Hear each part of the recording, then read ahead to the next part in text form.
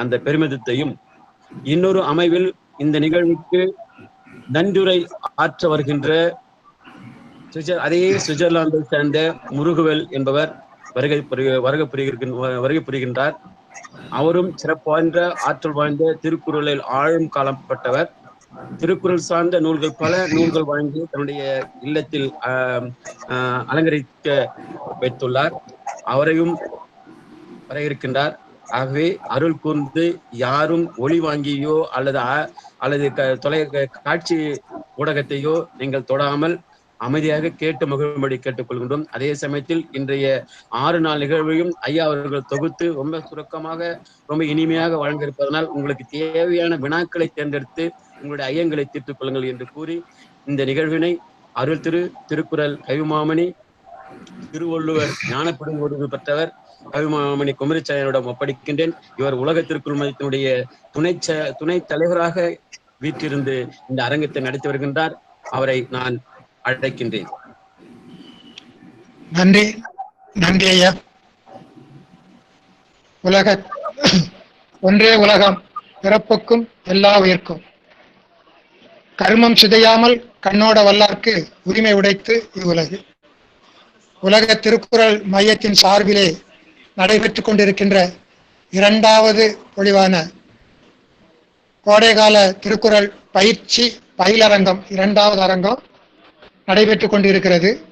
திருக்குறளில் 7 சீர்கள் இருப்பதை போல இன்றைய நிகழ்வு 7வது நிகழ்வாக இங்கே நடைபெற இருக்கிறது. திருவள்ளுவருடைய ஊழியல் சிந்தனைகளை மிக தெளிவாக அனைத்துலக மக்களும் புரிந்து கொள்கின்ற வகையில் மிக எளிமையாகவும் சிறப்பாகவும் அனைவருக்கும் வகுத்தளித்த ஐயா பேராசிரியர் முனைவர் கு. மோகன்ராஜ் ஐயா அவர்களுடைய உரை நிகழ இருக்கிறது. இந்த நிகழ்வை தொடங்கி வைத்து நம்ம மகிழ்விப்பதற்காக சுவிட்சர்லாந்தை சார்ந்த திருமதி கௌரி பாபு மற்றும் பூர்ணராசன் பாபு அவர்களுடைய திருமகள்கள் திருக்குறள் செல்வி பூசிதா பூர்ணராசன் பாபு, திருக்குறள் செல்வி வரவணதா பூர்ணராசன் பாபு ஆகியோர் திருவள்ளுவர் வாழ்த்தை வழங்கி தொடங்கி வைக்கிறார்கள். அவர்களை அன்போடு அழைக்கிறோம். இவர்கள் தமிழ், ஆங்கிலம், மலேயா, சீனம் ஆகிய 4 மொழிகளில் புலமை பெற்றவர்கள். இன்று வருகை தந்திருப்பது நமக்கு சிறப்பாக இருக்கிறது. வாங்க. எங்கள் வாழ்வும் எங்கள் வளமும் மங்காத தமிழ் என்று சங்கே முழங்கு. அனைவருக்கும் வணக்கம். எனது பெயர் பூர்ணராஜன் பாபு பூஜிதா. எனது பெயர் பூர்ணராஜன் பாபு வர்ணனிதா. நாங்கள் சுவிட்சர்லாந்தில் வசிக்கின்றோம். நாங்கள் இன்று ஒரு திருக்குறள் வாழ்த்து பாடப் போகிறோம். வணக்கம் வணக்கம் வள்ளுவர் பெரியோய், வான் புகழ் கொண்ட வண்டமிழ் புலவோய். வணக்கம் வணக்கம் வள்ளுவர் பெரியோய், வான் புகழ் கொண்ட வண்டமிழ் புலவோய். வணக்கம் வணக்கம். அவரவர் சமய அறநெறி புகன்றாய், அவரவர் சமய அறநெறி புகன்றாய். அனைத்திற்கும் மேல் மனித நேய முறைதாய், அனைத்திற்கும் மேல் மனித நேய முறைதாய். வணக்கம் வணக்கம் வள்ளுவ பெரியோய், வான் புகழ் கொண்ட வண்டமிழ் புலவோய். வணக்கம் வணக்கம். எல்லைகள் கடந்து இனமதம் கடந்தாய், இன்னுயிர் யாவையும் இணையென உணர்ந்தாய். எல்லைகள் கடந்து இனமதம் கடந்தாய், இன்னுயிர் யாவுமே இணையென உணர்ந்தாய். வல்லமை யாவையும் வழங்கிட விளைந்தாய், வல்லமை யாவையும் வழங்கிட விளைந்தாய். சொல்ல முதாக முப்பாலினை பொழிந்தாய், சொல்ல முதாக முப்பாலினை பொழிந்தாய். வணக்கம் வணக்கம் வள்ளுவ பெரியோய், வான் புகழ் கொண்ட வண்டமிழ் புலவோய் வணக்கம் வணக்கம் வள்ளுவ பெரியோய் வான்புகழ் கொண்ட வண்டமிழ் புலவோய் வணக்கம் வணக்கம். நன்றி. நன்றி நன்றி அம்மா. ஒற்றை குரலில் ஓங்கி ஒலிப்பதை போன்று அற்புதமாக இசையமைத்து திருவள்ளுவர் வாழ்த்தை வழங்கி இருக்கிறீர்கள். மகிழ்ச்சி. உலக திருக்குறள் மையத்தின் சார்பில் உங்களுக்கு நன்றியை தெரிவித்துக் கொள்கிறோம். அடுத்து உலகம் முழுவதும் இருந்து வருகை தந்திருக்கின்ற திருக்குறள் அன்பர்களை, அறிஞர் பெருமக்களை வரவேற்பதற்காக கத்தாரில் இருந்து வருகை தந்திருக்கிறோம் திருக்குறள் முனைவர் சோ கிருஷ்ணமூர்த்தி அவர்களை அன்போடு அழைக்கிறோம். அண்மையில் நடைபெற்ற பயிலரங்கில் திருவள்ளுவருடைய இறை நெறியாரி செம்மல் விருது பெற்ற பெருமைக்குரியவர், அவர்களை அன்போடு அழைக்கிறோம். நன்றிங்கய்யா. எல்லாருக்கும் நன்றாம் பணிதல் அவருள்ளும் செல்வர்க்கே செல்வம் தகைத்து என ஈன்ற தாய் தந்தையையும் தமிழ்தாய் ஈன்றெடுத்த தவப்புதல்வன் ஐயன் திருவள்ளுவரையும் முதலில் வணங்கி சான்றோர் பெருமக்களை அடுத்து வணங்கி மகிழ்கிறேன். சித்திர பாவையின் அத்தகவு அடங்கி செவி வாயாக நெஞ்சு கடனாக கேட்டவை விடாது உளத்து அமைக்கும் சான்றோர் பெருமக்கள் அனைவரும் இந்த வேளையில் கூடியிருந்து உலக திருக்குறள் ஆய்வு மையம் நடத்துகின்ற திருவள்ளுவரின் ஊழியல் சிந்தனைகள் பற்றி 6 நாட்கள் மிகவும் அருமையாகவும் சிறப்பாகவும் 6 பொழிவுகளை தந்து இன்று 7வது நாளாக அந்த 6 பொழிவுகளின் சுருக்கத்தினையும் மற்றும் சான்றோர் பெருமக்களுக்கு ஏற்பட இருக்கக்கூடிய ஐயங்களை களைவதற்காகவும் இங்கு வரி புரிந்துள்ள புத்தாய்வு தந்தை 1000 ஆய்வு முடிவுகளை தந்த முதல் தமிழர் என்ற பெருமைக்குரிய பேராசிரியர் முனைவர் திருக்குறள் தூயர் கு மோகனராசு ஐயா அவர்களை வருக வருக என வரவேற்று என் இருகரம் கூப்பி வரவேற்று மகிழ்கின்றேன். மற்றும் இவ்விழாவினை மிகவும் சிறப்பாக தொகுத்து உரையாற்றி கொண்டிருக்கக்கூடிய திருக்குறள் கவி மாமணி குமரிச்செழியன் ஐயா அவர்களையும் வருக வருக என்று வரவேற்று மகிழ்கின்றேன். மற்றும் குழலினிது யாழினிது என்ப இந்த இரு மழலையர்களின் இசையை கேட்காதவர்கள். அது போன்று இங்கு திருக்குறள் வாழ்த்து பாடிய வருணிதா பூர்ணராசன் பாபு அவர்களையும் மற்றும் பூஜிதா பூர்ணராசன் பாபு அவர்களையும் வருக வருக என வரவேற்று மகிழ்கின்றேன். இன்று நிறைய சான்றோர் பெருமக்கள் இந்த இணையத்தில் கூடுவதால் தகுந்த நேரத்தில் காலத்தினால் செய்த நன்றி என்று கூறுவார்களே, அதுபோன்று பைந்தமிழ் இலக்கிய பேரவையின் திருக்குறள் அதிவீரராம பாண்டியன் மிகச் சிறந்த முறையில் இணைப்பினை வழங்கிய அவர்களையும் வருக வருக என வரவேற்று மகிழ்கின்றேன். மற்றும் இந்த ஒவ்வொரு நிகழ்வையும் மிகவும் சீரோடு சிறப்போடும் ஒருங்கிணைத்து நம்மையெல்லாம் நல்வழியில் ஏற்படுத்தி கொண்டிருக்கக்கூடிய திருக்குறள் தூதர் மா சக்கரவர்த்தி ஐயா அவர்களையும் நல்லாசிரியர் ரத்னா திரு ச ம மாசிலாமணி ஐயா அவர்களையும் வருக வருக என வரவேற்று மகிழ்கின்றேன். மற்றும் உலகம் முழுவதும் இருக்கக்கூடிய தமிழ் அறிஞர்களையும் தமிழ் சான்றோர் பெருமக்களையும் இருகரம் கூப்பி வருக வருக என்று கூறி ஐயாவின் அமுதை பருக என்று வாழ்த்தி வரவேற்புரை நல்கி விடைபெறுகின்றேன். நன்றி, வணக்கம் ஐயா. நன்றி நன்றி. தெளிவாக அனைவரையும் சுருக்கமாக வரவேற்று மகிழ்ந்திருக்கிற சோ கிருஷ்ணமூர்த்தி அவர்களுக்கு மையத்தின் சார்பிலே நன்றியை தெரிவித்துக் கொள்கிறோம். இப்பொழுது ஐயா அவர்களுடைய உரை நிகழ இருக்கிறது. ஒருமையில் தாம் கற்ற கல்வி ஒருவருக்கு எழுமையும் ஏமாப்புடைத்து என்பது திருக்குறள்.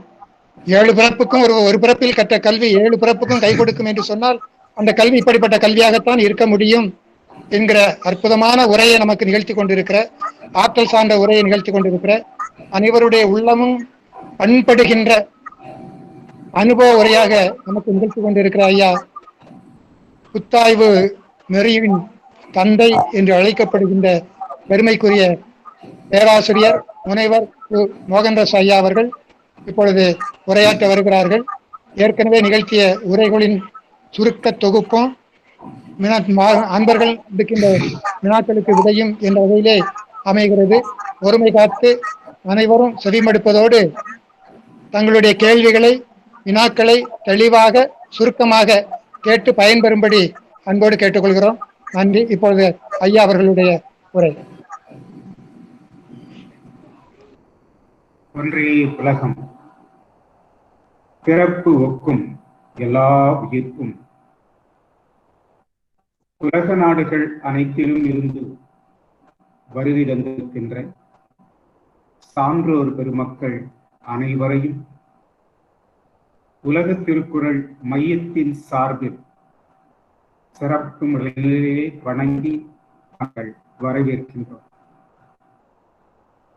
சான்றோர் பெருமக்களே, கடந்த 6 நாள்கள் திருவள்ளுவரின் ஊழியல் சிந்தனைகள் என்ற தலைப்பில் 6 பொழிவுகள் நிகழ்த்திய பிறகு பல சான்றோர் பெருமக்களும் திறனறி தேர்வுக்கு அணுக்கமாக இருக்கின்ற காலம் இது. இந்த நிலையில் அவர்கள் அனைவருக்கும் பயன்படும் வகையில் 6 நாட்களும் நிகழ்த்திய அந்த பொழிவுகளை மிகச் சுருக்கமாக வழங்குவதற்காக நான் வருகை தந்திருக்கின்றேன். இந்த 7ஆம் நாள் நிகழ்வில் மிகச் சிறப்பாக பூஷிதா பூர்ணராஜன் பாபு அவர்களும் பரோனிதா பூர்ணராஜன் பாபு அவர்களும் திருக்குறள் பாடலை ஒருங்கிணைந்து அழகாக இனிமையாக நமக்கு பாடி நம்மை மகிழ்வித்தார்கள். அவர்களுக்கு நெஞ்சார்ந்த நன்றியும் வணக்கத்தையும் தெரிவித்துக் கொள்கிறேன். கத்தாரை சார்ந்த பேராசிரியர் முனைவர் கிருஷ்ணமூர்த்தி ஐயா அவர்கள் மிகச் சிறப்பான முறையில் நம்மை வரவேற்றார்கள். திருவள்ளுவரின் இறைநெறி சிந்தனைகள் என்ற பயிலரங்கில் 1 மாத காலம், ஒரு நாள் விட்டு ஒரு நாள் முழுமையும் பங்கேற்று அவரும் அவருடைய துணைவியாரும் மிகச் சிறப்பாக இதை சிறப்பித்து வந்திருக்கின்றார்கள். இன்றைக்கு நல்ல சிறப்பான நிலையிலே வரவேற்பை வழங்கி சிறப்பித்திருக்கிறார்கள். அவருக்கும் என்னுடைய வணக்கத்தை தெரிவித்துக் கொள்கின்றேன். இந்த நிகழ்வின் இறுதியில் நன்றி உரை கூறுவதற்காக பேராசிரியர் பெருமகனார் சுவிட்சர்லாந்தில் இருந்து ஒரு முருகவேல் ஐயா அவர்கள் வருகை தந்திருக்கின்றார்கள். அவர்களுக்கு நெஞ்சார்ந்த நன்றி வணக்கத்தையும் தெரிவித்துக் கொள்கின்றோம். சான்றோர் பெருமக்கள் இந்த நிகழ்வை இணைப்புரையாக வழங்கி மிகச் சிறப்பாக நம்ம எல்லாம் இணைத்து வருகின்ற அபிமாமணி முனைவர் குமரிச்செழியன் ஐயா அவர்களுக்கும், இந்த நிகழ்வில் இவ்வளவு பேர் 150 பேர் அளவில் சுமார் நாள்தோறும் வருகை தருவதற்கு தம்முடைய இணைப்பை வழங்கி நம்மையெல்லாம் பெருமைப்படுத்தி வருகின்ற பைந்தமிழ் இலக்கிய பேரவையின் நிறுவனர் அதிவீரபாண்டியன் ஐயா அவர்களுக்கும், தொடர்ந்து இந்த நிகழ்வில் கடந்த ஓராண்டு காலமாக எல்லோரையும் திருவள்ளுவர் வாழ்த்திசைப்பதற்கும் வரவேற்புரை நிகழ்த்துவதற்கும் நன்றி உரை நிகழ்த்துவதற்கும் நாள்தோறும் அறிஞர்களையும் பிறரையும் தேர்வு செய்து வழங்கி வருகின்ற நல்ல நம்முடைய உலக திருக்குறள் மையத்தின் பொதுச் செயலாளர் பெருமகனார் அருள்திரு திருக்குறள் தூதர்மா சக்கரவர்த்தி ஐயா அவர்களுக்கும், இணைச் செயலாளராக விளங்குகின்ற பெருந்தகை நம்முடைய நல்லாசிரியர் ரத்னா மாஸ்லமணி ஐயா அவர்களுக்கும் நாங்கள் நெஞ்சார்ந்த நன்றியும் வணக்கத்தையும் தாழ்மையுடன் தெரிவித்துக் கொள்கின்றோம். அத்தனைக்கும் மேலாக கடந்த 6 நாட்களாக இன்றைக்கு 7வது நாளாக 150 சான்றோர் பெருமக்கள் உலக நாடுகளில் இருந்து வருகை தந்திருக்கின்றீர்கள். Ilankai, England, Canada, California, Switzerland, Qatar, அதன் பிறகு மலேசியா, இலங்கை போன்ற பல நாடுகளில் இருந்து பல சான்றோர் பெருமக்கள் இங்கே வருகை தந்திருப்பது என்பது மிக பெரும் மகிழ்ச்சி தரக்கூடிய செயலாக இருக்கின்றது. நாங்கள் அத்தனை பேரையும் நாங்கள் வணங்குகின்றோம்.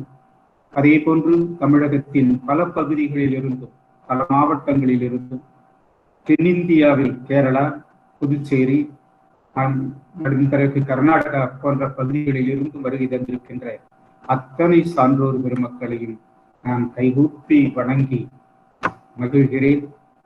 சான்றோர் பெருமக்களே, இந்த 6 நாட்களும் நாம் பயணித்த அந்த பயணத்தில் வைக்கப்பட்ட சில கருத்துக்களை உங்கள் முன் தொகுத்து விரைந்து வழங்க நினைத்திருக்கின்றேன். முதல் பயிலரங்கில் சங்க நூல்களில் ஊழ் என்ற தலைப்பிலே இந்த பயிலரங்கு நடைபெற்றது.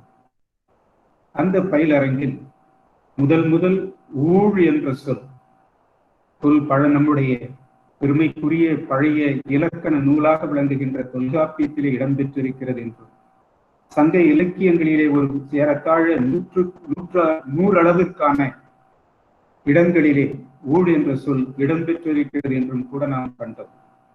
அதை அடுத்ததாக அவற்றை 3ஆக நாம் பகுத்தோம்.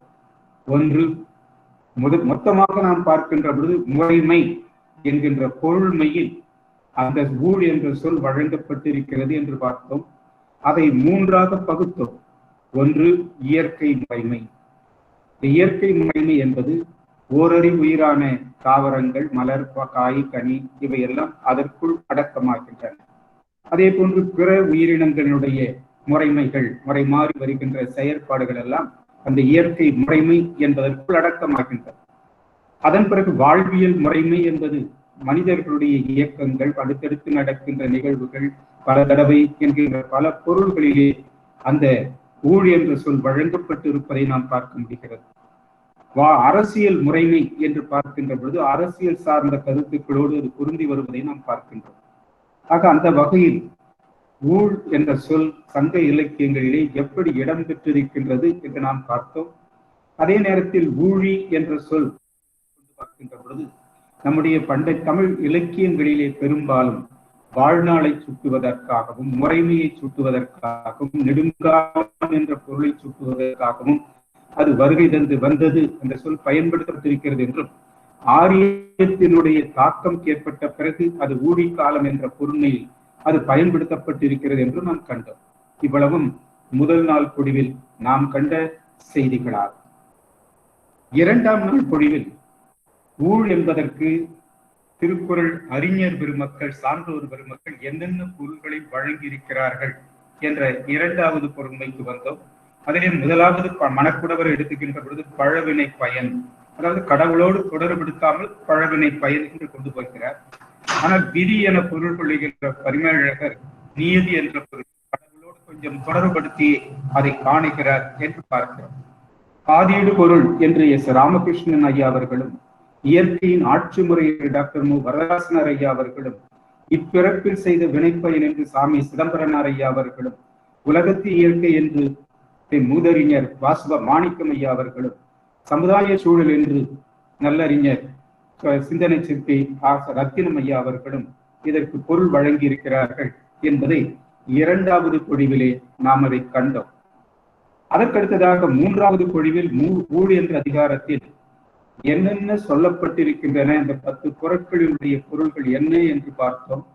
அதிலே ஒரு தனிச்சிறப்புகளாக நாம் பார்த்தது என்று சொல்லுகின்ற பொழுது ஆகுள், ஆகலுள், கோகுள், இழகூள் என்பதனெல்லாம் திருவள்ளுவர் முதலாக கருத்தாக்கத்தின் அடிப்படையிலும் சொல்லாக்கத்தின் அடிப்படையிலும் தமிழுக்கு பெருமை சேர்க்கின்ற வகையிலே இந்த புதிய சொல்லாக்கங்களை அவர்கள் இந்த உலகிற்கு வழங்கி இருக்கிறார்கள்.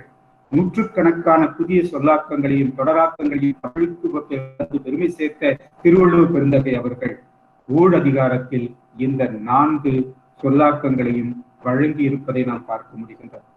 இந்த 4ஐயும் நாம் பார்க்கின்ற பொழுது ஆகூல் என்று சொல்லுகின்ற பொழுது, அல்லது ஆகலூல் என்ற கோகூல் என்று சொல்லுகின்ற பொழுது அது வினை தொகையாக இடம்பெற்றிருக்கின்றது. ஆகிய ஊழ், ஆகும் ஊழ், இனி ஆகும் ஊழ், ஆகிய ஊழ், ஆகின்ற ஊழ், இனி ஆகும் ஊழ் என்ற பொருளில் வினை தொகை என்ற அடிப்படையில் இது வழங்கி இருக்கின்றது என்று நாம் பார்த்தோம். அதன் பிறகு ஆகூலுக்கும் கோகூலுக்கும் இடையில் இருக்கின்ற வேறுபாடுகள் என்ன என்பதை ஒரு அட்டவணைப்படுத்தியே நாம் பார்ப்பதை பார்க்க முடிகிறது. கடைசியாக நாம் சொல்லும் பொழுது ஊழ் என்பதற்கு திருவள்ளுவரே ஒரு கூறு தந்திருக்கின்றார். அந்த பொருள் என்பது உலகத்து இயற்கை. அதுதான் திருவள்ளுவர் தந்த பொருள். ஊழ் என்பதற்கு அதுதான் அணுக்க பொருள் என்று நாம் கண்டோம். ஊழ் என்ற அதிகாரத்தில் வருகின்ற அந்த குரட்பாக்களை எல்லாம் எடுத்து பார்க்கின்ற பொழுது எந்த ஓர் இடத்திலும் விதி என்ற பொருளில் அது வரவில்லை, பழவினை பயன் என்ற பொருளிலும் அது வரவில்லை. கடவுளோடு தொடர்புபடுத்தி தெய்வங்களோடு தொடர்புபடுத்தியும் அந்த ஊழ் என்ற சொல் ஊழ் அதிகாரத்தில் பயன்படுத்தப்படவில்லை. ஆனால் பழவினை பயன் பற்றியும் கடவுள் தெய்வங்கள் பற்றியும் பிற இடங்களில் பேசுகிறார் திருவள்ளுவர். ஆனால் ஊழ் என்ற அதிகாரத்தில் வருகின்ற பொழுது அவற்றை பற்றிய பதிவுகளை அவர் முழுவதும் தவிர்த்து விடுகிறார். சங்க இலக்கியத்தின் அடிப்படையில் அந்த முறைமை, இயற்கை முறைமை, உலகத்து இயற்கை என்ற அடிப்படையில் தான் திருவள்ளுவர் பெருந்தகை பொருள் கொள்கிறார் என்று நாம் பார்க்கின்றோம். இனரூட்டும் நாரா மலர் என்று சொல்லுகின்ற பொழுது கூட அங்கு ஊழ்த்தல் என்று சொல்லுகின்ற பொழுது மலர்தல் என்கின்ற அந்த பொருளில் தான், சங்க இலக்கியத்தில் பயன்படுத்தப்பட்ட பொருளில் தான் அவர் பயன்படுத்தி இருக்கிறார் என்று கூட நாம் பார்த்திருக்கின்றோம். இது 3 அரங்குகளிலே நாம் பார்த்த கருத்துக்களுடைய ஒட்டுமொத்த சார். இதில் என்ன ஒன்று நாம் பார்க்க வேண்டியிருக்கிறது என்றால், திருக்குறளுக்கும் சங்க இலக்கியங்களுக்கும் ஊழ் என்று சொல் பொருள் முறைமை என்று இருந்தாலும் சங்க இலக்கியங்கள் அத்தனையும் பெரிதும் காட்சி பொருளாக பயன்படுத்தியிருக்கின்றன. பூ, மலர், காய், கனி, அதன் பிறகு பிற உயிரினங்கள் காட்சி, எல்லாம் காட்சி பொருள் தான். அதே போன்று மனிதர்கள் என்று வருகின்ற பொழுது மனித செயற்பாடுகளை காட்சி பொருளாகத்தான் காட்டியிருக்கிறார். ஆக சங்க இலக்கியங்களில் மிக பெரிதும் ஊழ் என்பது காட்சி பொருள் நிலையிலே கொண்டு வரப்பட்டிருக்கின்றன. ஆனால் திருவள்ளுவர் பெருந்தகை அதை கருத்து பொருள் அடிப்படையிலானதாக மாற்றி புரட்சி செய்கிறார். தமிழ் இலக்கிய வரலாற்றிலேயே முதல் ஊழ் என்பதை கருத்து பொருளாக மாற்றிய பெருமை திருவள்ளுவருக்கு உரியது என்று நாம் காணுகிறோம். இது ஒரு அடிப்படையான ஒன்று என்பதை நாம் இந்த நேரத்திலே நாம் எண்ணி பார்க்க வேண்டிய ஒன்றாகிறது. அதற்கடுத்து 4வது அரங்கிற்கு வருகின்ற பொழுது ஆகூழ் அறிவு, இதற்குரிய இணைப்புகளை நாம் பார்த்தோம். ஆகூழ் அறிவு கோட்பாடு என்றை கூட ஒன்றை வரையறுத்து காட்டினோம். அறிவு வாயில் கோட்பாடு என்று ஒன்றை வரையறுத்து காட்டினோம். கோகுள் அறிவு கோட்பாடு என்று ஒன்றை வரையறுத்து காட்டினோம். அறிவு கடை கோட்பாடு என்றெல்லாம் கூட நாம் வரையறுத்து பலவற்றை நாம் காட்டியிருக்கிறோம். 4 கோணங்களிலே பார்த்தோம். ஆகுள் அறிவு கோட்பாடு, அறிவு வாயில் கோட்பாடு, கோகுள் அறிவு கோட்பாடு, அதன் பிறகு கோகுள் அறிவு கடை கோட்பாடு. இதையெல்லாம் ஒரு 4 கோட்பாடுகளாக வரையறுத்து நான் சொன்னதையெல்லாம் நம்முடைய உலக திருக்குறள் மையம் என்ற பகுதியிலே, அந்த டெலகிராம் பகுதியில் எல்லாம் நேற்று நான் பேசியதை கூட அப்படியே போட்டிருக்கிறேன். நீங்கள் எல்லாவற்றையும் கேட்கலாம். இங்கே நாம் அடுத்து எண்ணி பார்க்க வேண்டியது என்ன என்றால் உண்மை அறிவு. இது தனியாக பார்த்தோம். உண்மை அறிவு என்பது என்ன? அதற்கு சான்றோர் பெருமக்கள் பல பொருள் தந்திருக்கின்றார்கள். ஊழினால் ஆகிய அறிவு, அற்ப புத்தி, ஊழினாகிய பேதமை உணர்வு, பரிமேழகர் சொல்வது. ஊழுக்கு ஏற்றவாறு அவனுக்கு உள்ளதாகும் அறிவு. ஏறத்தாழ டாக்டர் மு. வரதராசனாரும் அந்த அடிப்படையிலே தான் போகிறார். தமிழர்கள் அவர்கள் ஒருவனது உண்மையான அறிவு பரம்பரை குடிவழியில் பிறவியில் அமைவதாகின்றார். அப்ப பரம்பரையை கொண்டு வருகிறார் தமிழர்கள் என்று பார்க்கிறோம். புலவர் குழந்தை அவர்கள் இயற்கை அறிவு என்ற நிலையிலே அதற்கு பொருள் கொள்கின்றார். மதுரை இளங்குமரனார் அவர்களை பார்க்கின்ற பொழுது மரபு வழி உண்மை அறிவு. மரபு வழி என்றுதான் கண்ணோடு தோன்றி கண்ணோடு வளர்ந்து கண்ணோடு அகலாது இருப்பதாம் உண்மை உள்ளதாக்கி அறிவு என்று இளங்குமரன் அவர்கள் பொருள் தருவதை நாம் பார்க்க முடிகிறது. அதன் பிறகு பேராசிரியர் அர வெங்கடாசலம் ஐயா அவர்கள் இதை ஆப்டிடியூட் இன்டெலிஜென்ட் என்று சொல்லப்படுகின்ற கற்றலுக்கு ஏதுவான கூறுபாடு என்று அவர் ஒரு புதுமையான விளக்கம் தருவதை நாம் பார்க்க முடிகிறது. ஆக இந்த விளக்கங்களை எல்லாம் முழுதும் நாம் எடுத்து பார்க்கின்ற பொழுது நமக்கு கிடைக்கின்ற பொருள் என்ன? அணுக்க பொருள் என்றால் உள்ளத்தில் இயல்பாக அமைந்திருக்கும் அறிவு. ஆக வேற எந்த ஊழ், மற்ற பழவினை பயன், கடவுள் இதெல்லாம் எந்த தொடர்பும் கிடையாது. உள்ளத்தில் இயல்பாகவே ஊற்றெடுத்திருக்கின்ற அல்லது இயல்பாகவே அமைந்திருக்கின்ற அந்த அறிவுக்கு பெயர்தான் உண்மை அறிவு என்று திருவள்ளுவர் பெயரிட்டிருக்கிறார் என்று நாம் பார்த்திருக்கின்றோம். அந்த நிலையை இங்கே நாம் பார்க்கிறோம். அதற்கடுத்ததாக ஆகூளோடு செல்வத்தை பார்த்தோம். ஊழோடு செல்வத்தை சேர்த்து கோட்பாடுகளை பார்த்தோம். ஆகூழ் செல்வ கோட்பாடு, வறுமைக்கான காரணங்கள், கோகூழ் செல்வ கோட்பாடு என்றெல்லாம் நாம் பல கோட்பாடுகளை வரையறுத்து உங்களுக்கு நாங்கள் சொல்லி இருப்பதை நீங்கள் பார்த்திருக்க கூடும். அதன் பிறகு அங்கே பார்க்க வேண்டிய ஒன்று இந்த வகுத்தான் என்பது. அதுதான் மிக முக்கியமான நாம் அறிந்து கொள்ள வேண்டிய பொருள் வேறுபாடு அதிகமாக இருக்கக்கூடியது. இயற்கை அறிவு என்று உலகத்து இயற்கை என்பதற்கும் கடுமையான பொருள் வேறுபாடுகள் இருந்தன, உண்மை அறிவு என்பதற்கும் நிறைய வேறுபாடுகள் இருந்தன. அவற்றுக்கெல்லாம் தெளிவான பொருள் தந்திருக்கிறோம். அதே போன்று வகுத்தான் என்பதற்கும் கூட தெய்வம் என்றும் வினையை செய்தவன் என்றும் படைத்தவன் என்றும் அரசு என்றும் அவனவனுக்குரிய படி அளவு செய்துள்ள ஊழ் முறை என்று இளங்குமரனார் சொல்கிறார் என்று பார்க்கிறோம். திருவள்ளுவர் சொல்கின்ற ஊழ்தான் அந்த வகுத்தான் என்பது என்று திருக்குறளார் முனுசாமி ஐயா அவர்கள் சொல்வதை பார்க்கிறோம். சூழல் என கவிஞர் கோபாலகிருஷ்ணன் அவர்கள் சொல்கிறார்கள், அமைப்பு முறை என நன்னன் அவர்கள் சொல்கிறார்கள் என்றெல்லாம் பார்த்தோம். ஆனால் ஊழ் என்பது இங்கே வருகின்ற வகுத்தான் என்பது நாம் இறுதியாக ஒரு அணுக்க உரையாக பார்த்தது ஊழ் அல்லது உலகத்து இயற்கை. ஆக அந்த ஊழைத்தான் வகுத்தான் என்று சொல்லுகிறார். எல்லாவற்றையும் வகுத்து தருகின்றவன் என்பதையும் நாம் பார்த்தோம். இயற்கை நிலையிலே என்னதுதான் உனக்கு உரியது என்று, சமுதாய அளவிலே என்னது அவனுக்கு அமைகிறது என்றும், அரசியல் அளவில் அமைப்பின்படி அவனுக்கு அமைகின்றன இவை என்றும் அவர்கள் மொத்தமாக வரையறுத்து தருகின்ற அந்த ஊழ் அல்லது முறைமையைத்தான் இங்கே திருவள்ளுவர் பெருந்தகை வகுத்தான் என்று நமக்கு சொல்லுகிறார் என்பதை கூட நாம் கடைசியாக நாம் பார்த்ததை பார்க்க முடிகிறது. அதற்கடுத்தது ஊழும் உழைப்பும் என்ற அதிகாரத்தை எடுத்து பார்க்கின்ற பொழுது திருவள்ளுவர் முதலிலே உள்ளம் கோட்பாடு, ஊழ் உள்ளம் என்கின்ற பொழுது போகுள் தாக்குகின்ற பொழுது பொருளீட்டும் உணர்வு இன்றி உள்ளம் சோர்ந்து போகிறது.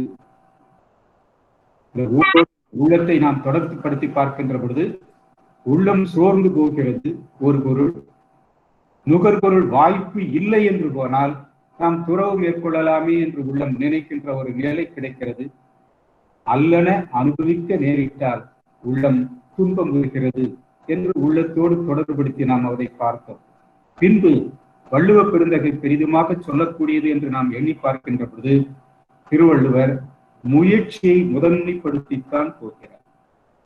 இறை அருள் என்பதை முதன்மைப்படுத்தி போகவில்லை.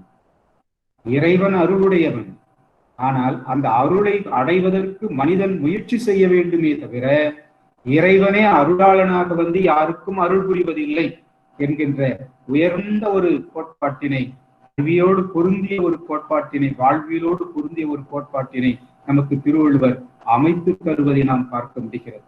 மனிதன் முயற்சித்தால் இந்த உலகத்தில் எதையும் வெல்லலாம் என்கின்ற ஒரு உயர்ந்த இலக்கோடுதான் அவர் முதல் அதிகாரத்திலிருந்து கடைசி அதிகாரம் வரையிலும் அந்த நிலையிலேயே கொண்டு செல்வதை நாம் பார்க்க முடிகிறது. ஆக முயற்சி முயற்சி முயற்சி, உழைப்பு உழைப்பு என்று கொண்டு போவது, உழைப்பவனுடைய காலடியில் தான் தெய்வங்கள் கூட இருக்கும் என்று அவர் சொல்லி செல்வதை நாம் பார்க்க முடிகிறது. ஆக அப்படி முதன்மை உலகின் மிக உயர்ந்த நூலாக, ஏனால் பல தத்துவ நூல்கள் இந்தியாவில் இருக்கின்றன. எல்லாம் கடவுளுக்கு முதன்மை தந்தவர், நானே கடவுள், நானேதான் எல்லாவற்றையும் படைத்தேன் என்றெல்லாம் எல்லோரும் சொல்வதையெல்லாம் பார்க்க முடிகிறது. அந்த நிலைக்கெல்லாம் திருவள்ளுவர் போகவில்லை. அங்கே இறைமையை நோக்கி பயணித்து உன்னை தெய்வ நிலைக்கினை ஆட்படுத்திக் கொள்ள முடியும். நீ பயணத்தை மேற்கொண்டு தெய்வத்தை கடவுளை நோக்கிய அந்த இறைமையை நோக்கிய பயணத்தை நீ மேற்கொள்ளுகின்ற பொழுது மெல்ல மெல்ல மெல்ல மெல்ல நீ தெய்வமாக தெய்வ நிலைக்கு உன்னை உரியவனாக்கி கொள்ள முடியும் என்று திருவள்ளுவர் சொல்கிறார். ஆக மனித முயற்சி தான் எல்லாவற்றுக்கும் அடிப்படை என்பதை ஆழ்வினை என்பதிலே வாழ்வினை உடைமை என்ற அதிகாரத்திலே மிக அழகாக திருவள்ளுவர் பெருந்தகை நமக்கு எடுத்து சொல்வதை நாம் பார்க்க முடிகிறது. ஊனமாக பிறப்பது என்று சொன்னால் அது பழி பாவம் என்று சொல்லப்பட்டது ஒரு தத்துவம். அதை முழுதும் மறுத்து திருவள்ளுவர் பெருந்தகை அது பழியும் பாவமும் இல்லை. அவர்கள் ஒரு உறுப்பு குறைபாடு உடையவர்களாக இருக்கின்றார்கள் என்றால் மற்ற உறுப்புகளை கொண்டு சாதிக்க வேண்டியன என்ன என்பதை அறிந்து அவர்கள் அவற்றை நடைமுறைப்படுத்தவில்லை என்றால், செயற்படுத்தவில்லை என்றால் தான் அது பழி பாவம். அதே போன்று சமுதாயம் அவர்களுக்குரிய வாய்ப்பினை வழங்கவில்லை என்றால், அரசு அவர்களுக்குரிய வாய்ப்பினை வழங்கவில்லை என்றால் அதுதான் பழியும் பாவமும் என்று சொல்லுகின்ற ஒரு நிலையை நாம் எண்ணி பார்க்க முடிகிறது. தெய்வமே நாம் வழிபடுகின்ற தெய்வமே நம்மை கைவிட்ட பொழுதும் கூட நீ உழைக்கின்ற உழைப்பிற்கு ஏற்ற ஊதியம் உனக்கு கிடைக்கும். ஆகவே உழைப்பை முன்னிறுத்தி செல் என வழிகாட்டினார் திருவள்ளுவர் என்பதை நாம் பார்க்க முடிகின்றோம். அடுத்ததாக கடைசியாக நாம் முடிக்கின்ற பொழுது நாம் பார்த்தோம், ஊழையும் உப்பக்கம் காண்பர் உழைவின்றி தாழாது உணர்த்துபவர் என்று வருகிறது. இது ஊழதிகாரத்தில் வருகின்ற ஊழின் பெருவழி யாவுள மற்றொன்று சூழினும் தான் முந்துரும் என்ற 2 குறட்பாக்களை நாம் இணைத்து பார்த்தோம். ஊழ் வலிமை உடையது என்பதை 620வது குறட்பாவிலே தெளிவாக சொல்லி 320வது குறட்பாவிலே தெளிவாக மன்னிக்கவும் 380வது குறட்பாவிலே தெளிவாக சொல்லுகிறார் திருவள்ளுவர் பெருந்தகை. ஊழ் வலிமையானது. எந்த அளவுக்கு வலிமையானது என்று சொன்னால், அது நீ அதை மாற்றி அமைப்பதற்காக, அதை வெல்வதற்காக வேறொன்றை நீ சிந்தித்து அந்த வழியில் நீ செல்லுகின்ற பொழுது அது மீண்டும் உனக்கு குறுக்கே வந்து நிற்கும். ஆனால் குறுக்கே வந்து நிற்கும், அதை நீ புறந்தள்ளிவிட்டு நீ மேற்கொண்டு போகலாம். ஆனால் அதே நேரத்தில் ஊழை முழுவதுமாக வென்றுவிட முடியாது. ஏனென்றால் அது பல படிநிலைகளை கொண்டது. உன் வாழ்க்கையில் தொடர்ந்து வந்து கொண்டே இருக்கும். ஒவ்வொரு படிநிலையையும் நீ ஊழை புறந்தள்ளிக்கொண்டே சென்று கொண்டே இருக்க வேண்டும். அதுதான் உன் வாழ்க்கையின் போராட்டம். ஆக ஊழ் வலிமையானது. ஆனால் படிப்படியான முயற்சியினால், அயராத முயற்சி, தொடர்ந்த முயற்சியினால் ஊழை அவ்வப்பொழுது நீ புறந்தள்ளிக்கொண்டே வர வேண்டும். உன்னால் முடியும். ஆனால் அது பல படிநிலைகளை கொண்டது. உன்னுடைய வாழ்க்கையின் இறுதி காலம் வரை ஊழ் என்பது பல படிநிலைகளை கொண்டது. ஒவ்வொரு படிநிலையையும் நாம் புறக்கணித்துக் கொண்டு செல்லலாம், அல்லது அது தலைதாழ்ந்து போகச் செய்து நீ முன்னேறி கொண்டே செல்லலாம். ஆனால் அவ்வப்பொழுது உன் எதிரே அது தோன்றிக் கொண்டே இருக்கும். இந்த உண்மைகளை எல்லாம் அறிஞர் பெருமக்கள் தெளிவாக அறியாமல் ஊழ் என்பதற்கு தவறான பொருளாக்கங்களை இந்த உலகத்திற்கு தந்ததனால்தான் ஊழ் பற்றிய சிந்தனையில் பல்வேறு குழப்பங்கள் ஏற்பட்டன. ஆக ஊழ் என்பது உலகத்து இயற்கை. வகுத்தான் என்பது ஊழை சுட்டக்கூடிய ஒன்று. அண்ணான் விகுதி கொடுத்து வகுத்தான் என்று அவர் வகுத்து தருபவன், அவன் வகுத்தான் என்று ஊழை அவர் சுட்டுகிறார் என்று பார்க்கிறோம். உண்மை அறிவு என்று சொன்னால் இயல்பாகவே உள்ளத்தில் ஊற்றெடுத்து நிற்கின்ற அறிவு என்ற நிலையிலே அதை பார்க்கின்றோம். உப்பக்கம் என்று சொன்னால் அதை நாம் 2 வகையிலே கொள்ளலாம். ஒன்று புறந்தள்ளுதல், அது புறக்கணித்தல். இன்னொன்று தலைசாய செய்தல். புறங்காணுதல்னா அதே நம்ம போயிட்டே இருப்போம், அதுக்கு நம்முடைய முயற்சியில் ஓடிக்கொண்டே இருப்போம். ஒரு தடை வரும். மடுத்த வாயெல்லாம் பகடன் நான் என்று சொன்னாரே, அப்படி அந்த பகடு மேடு பள்ளங்களை எல்லாம் கடந்து கடந்து போவது போல நீ உன் வாழ்க்கையில் ஊழு என்கிற மேடுகளும் பள்ளங்களும் ஆங்காங்கே இருக்கும். அவற்றையெல்லாம் நீ கடந்து கடந்து கடந்து கடந்து போய்கொண்டே இருக்க வேண்டும். அதுதான் அதை முழுவதுமாக வென்றுவிட முடியாது. அதை புறந்தள்ள முடியும், தலைசாய வைக்க முடியும். அது தற்காலிகம். ஆனால் உன் வாழ்க்கையின் இறுதி காலம் வரை அது தொடரும். ஆனால் உன்னுடைய முயற்சி எல்லை கடந்த முயற்சியாக இருக்குமானால் அதை வெல்வதற்கான வாய்ப்பும் கிடைக்கும். அது இறுதி நிலை. ஆக அந்த வகையிலே தான் ஊழ் என்கின்ற அதிகாரத்தினுடைய சாரத்தை நமக்கு வள்ளுவர் பெருந்தகை வழங்குகிறார் என்கின்ற நிலையை நாம் கடந்த 6 நாட்களாக இந்த ஊழ் பற்றிய சிந்தனைகளை நாம் பார்த்தோம். நாளைக்கு நாம் தேர்வு எழுதப் போகிறோம், அல்லது திறனறி தேர்வு என்பத நிலையிலே நாம் எழுதப் போகிறோம். ஆக ஒன்றும் உங்களுக்கு ஒன்றும் கடினமாக இருக்காது, மிக எளிமையாகத்தான் இருக்கும். ஏனென்றால் சென்ற முறை இறைநெறி சிந்தனைகளை பற்றி தேர்வு எழுதியவர்கள் 100 பேர் எழுதினார்கள். 100 பேர் தான் உள்ளே வர முடியும். 100 பேர் எழுதினார்கள். 100 பேரும் தேர்ச்சி பெற்றார்கள். 100 பேருக்கும் விருது கிடைத்தது. ஆகவே இந்த முறை 150 பேர் எழுத வாய்ப்பு இருக்கும் என்று நான் நினைக்கிறேன். 150 பேரும் தேர்ச்சி பெறுவதற்கான வாய்ப்பு உங்களுக்கு கிடைக்க இருக்கிறது. ஆகவே எல்லோரும் அச்சமில்லாமல் நாளைக்கு நீங்கள் தேர்வினை எழுதலாம் என்ற நிலையில் இன்றைக்கு சொல்லி, அந்த தேர்வு நோக்கில் உங்களுக்கு ஏதேனும் ஐயப்பாடுகள் இருக்குமானால் நீங்கள் இப்பொழுது தொடர்ந்து கேட்கலாம். ஏறத்தாழ அரை மணி நேரத்திற்கு மேல் நீங்கள் என்னை பயன்படுத்திக் கொள்ளலாம்.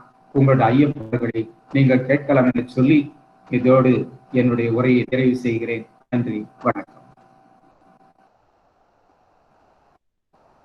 இதுப்பா 100 இருக்கப்பா, 100க்கு மேல உள்ள வர தெரியுது யாரும்?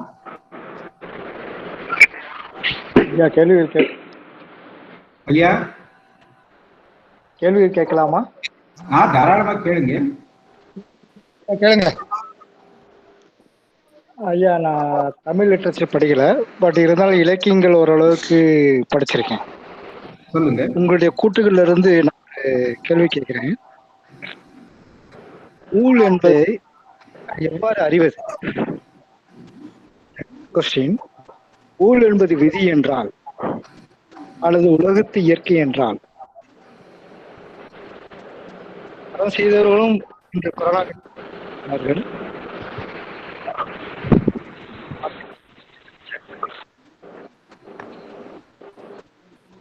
ஹலோ ஐயா, ஊழ் என்பதை நான் எவ்வாறு அறிவது? ஒருவேளை சோதனைகள் நிறைய எனக்கு வந்ததுனால அது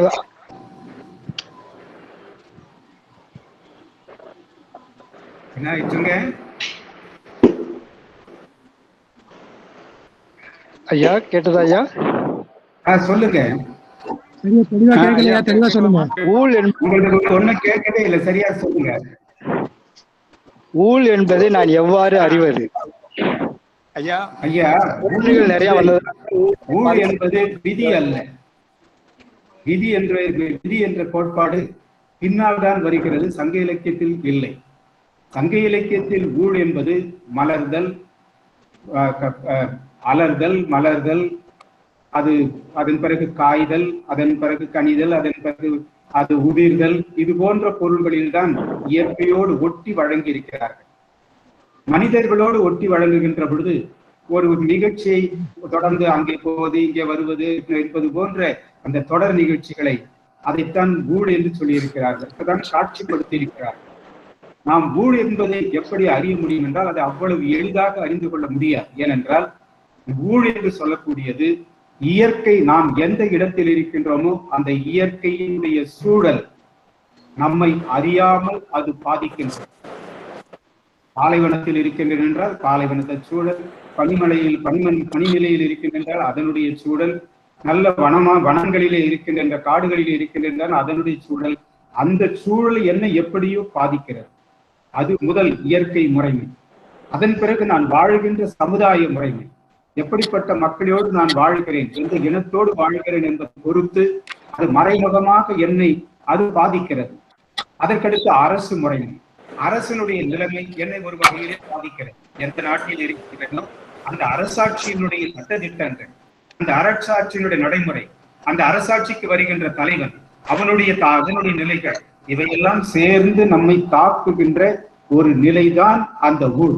அதனால் எந்த அளவுக்கு எது எது தாக்குகிறது என்பதையெல்லாம் நாம் ஒரு நாளில் சொல்வதல்ல, நம் வாழ்நாள் முழுவதும் அது தொடர்ந்து வருவதாகத்தான் இருக்கும்.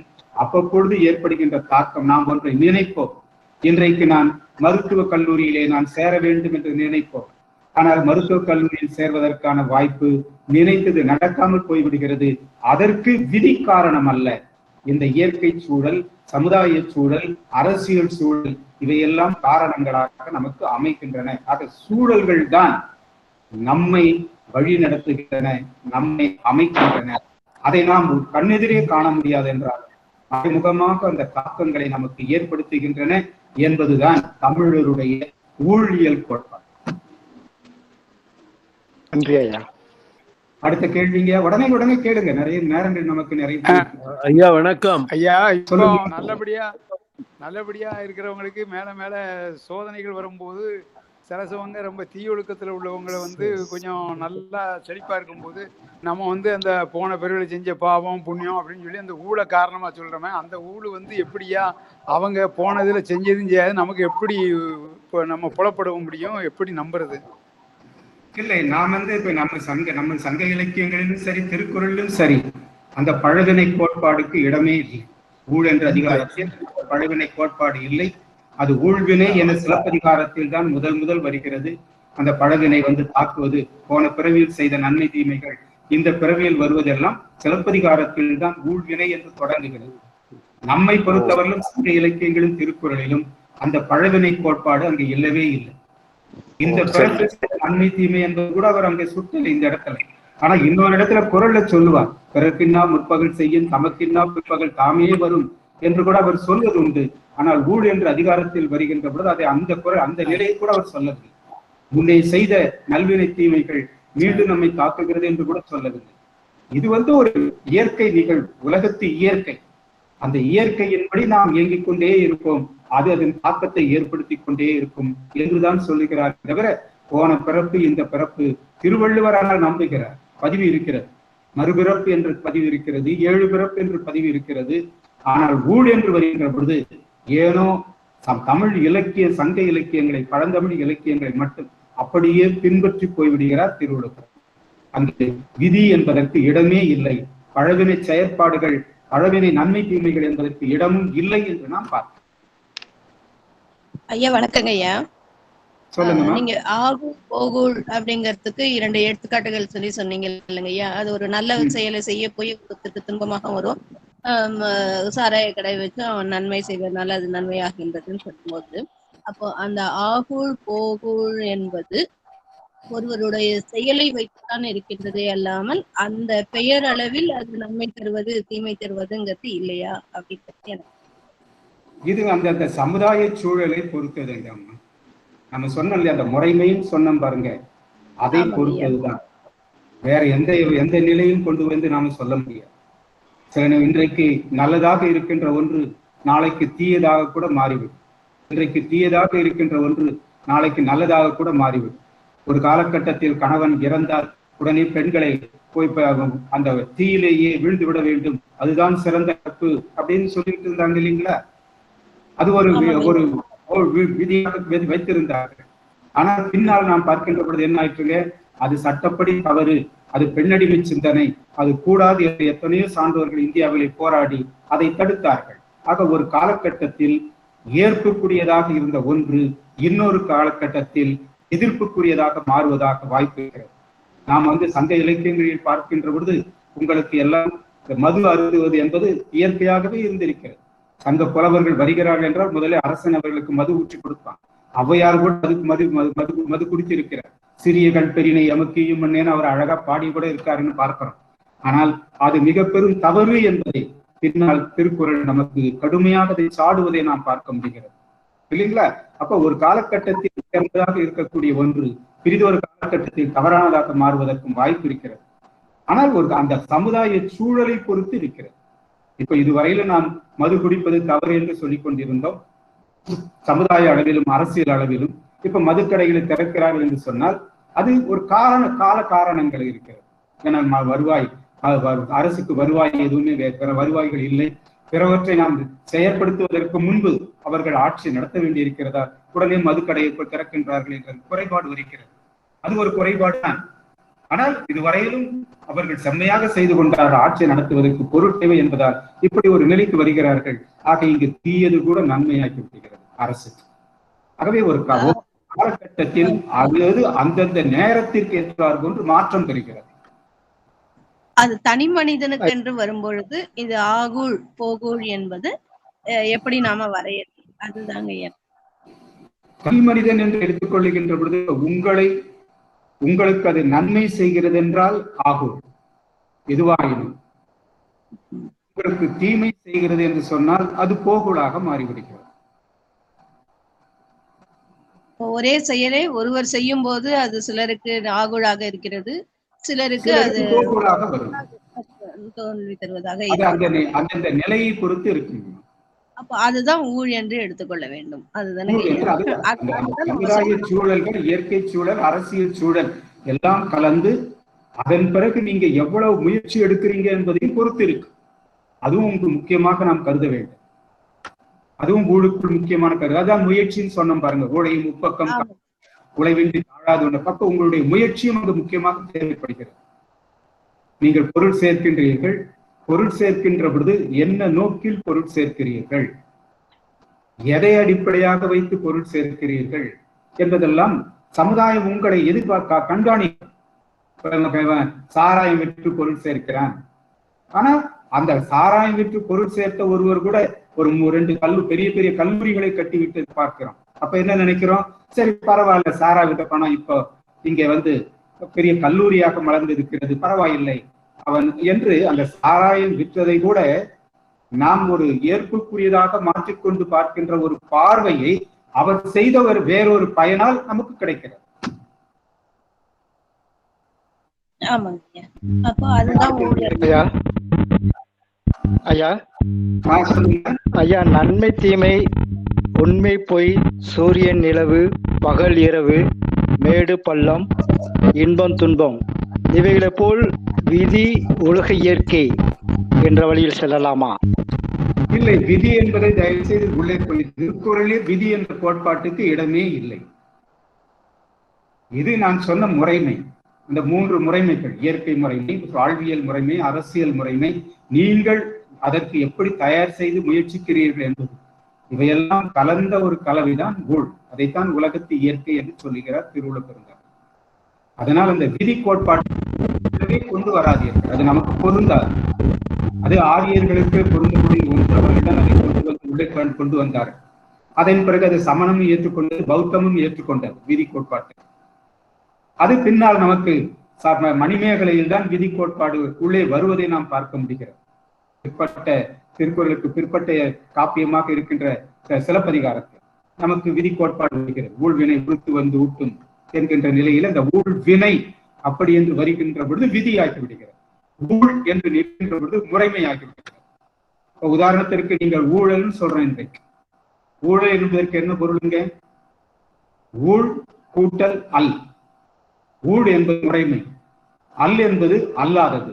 அப்ப முறைமை அல்லாதது என்ற பொருளை தந்து நிற்கும். இதுதான் சங்க தொல்காப்பியம், சங்க இலக்கியம், திருக்குறள். விதி கோட்பாடு என்பதற்கு இடமே இல்லை. கடவுளுக்கு இடமே இல்லை, தெய்வத்திற்கு இடமே இல்லை. இந்த நம்மை பொறுத்தவரை தொல்காப்பியர் காலம் முதல் திருக்குறள் காலம் வரை. ஆனால் அதன் பிறகு கடவுள் வருகிறார், தெய்வம் வருகிறது, விதி வருகிறது, பழவினை வருகிறது. அதெல்லாம் பின்பற்ற சிந்தனைகளாக தமிழகத்தில் புகுந்து விடுகிறார். அது பேர் ஆதியத்தினுடைய மிக பெரும் தாக்கத்தால் அது ஏற்படுகிறது. அடுத்த கேள்விங்க. உடனே கேளுங்க ஐயா. வணக்கம். சொல்லுங்க. ஊழுங்கிறத ஆங்கிலத்துல பேட்டுன்னு டாக்டர் டயாஸ் மொழிபெயர்த்திருக்கார். தங்களுடைய வரையறை படி எப்படி மொழிபெயர்க்கலாம்? ஒன்று. இரண்டாவது, வகுத்தான் என்ற புது கலை சொல்லை வரையறுத்திருக்கிறீர்கள் தாங்கள். அதை கலை சொல்லா எடுத்துக்கலாமாங்கிறது என்னுடைய இரண்டாவது கேள்வி. அன்பு கூர்ந்து விளக்கம். ஊழ் என்பது ஃபேக்ட் என்று சொல்லக்கூடியது விதி என்ற கோட்பாட்டுல கோருகிறார்கள். ஆமா ஆமா ஆமா.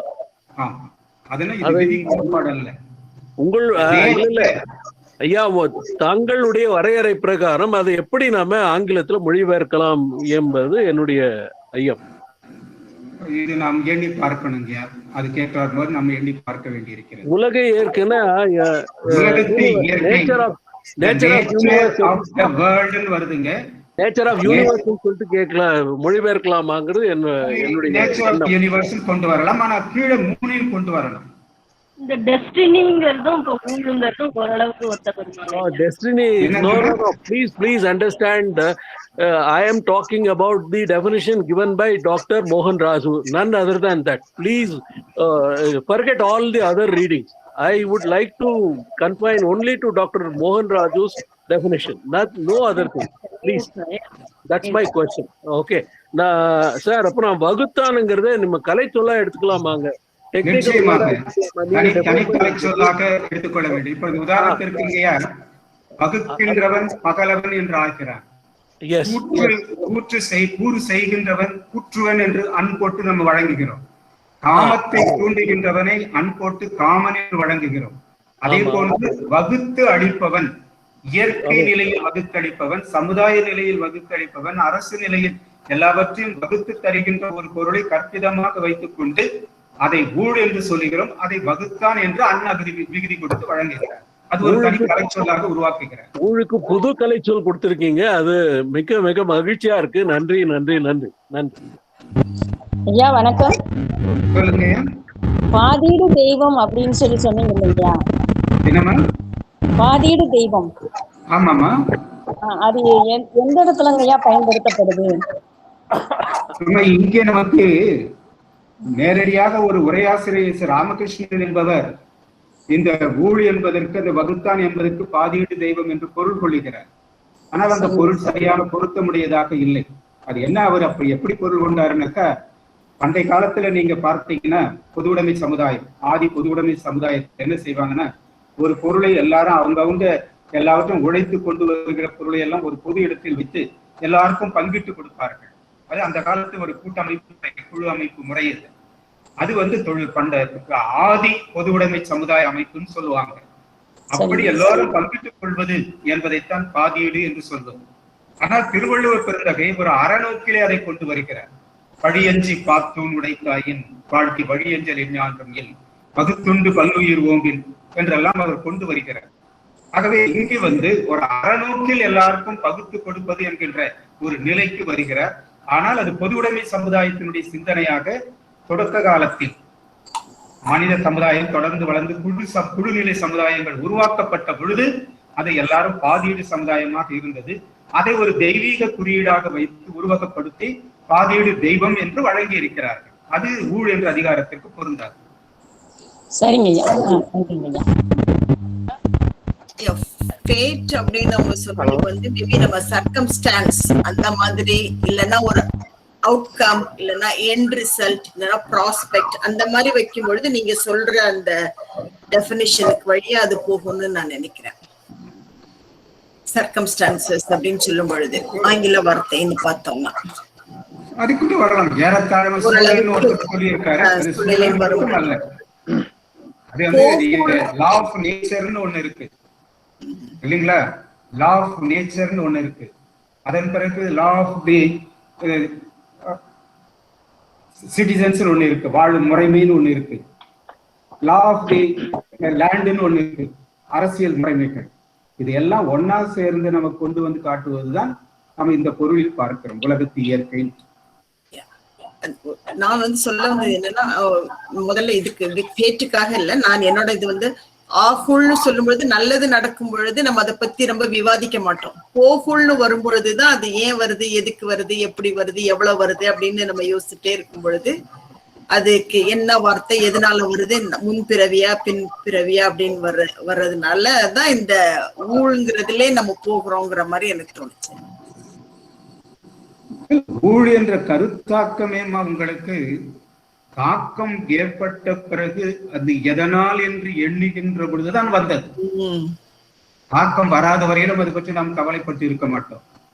கொரோனா என்று வந்த காரணத்தினால்தான் அது எதற்காக வந்தது, எப்படி வந்தது, எந்த வழி வந்ததுன்னு நம்ம ஆராயவில்லை. இல்லைன்னா அது கொரோனா பற்றி நாமே ஆராய போய்க்கிறோம்.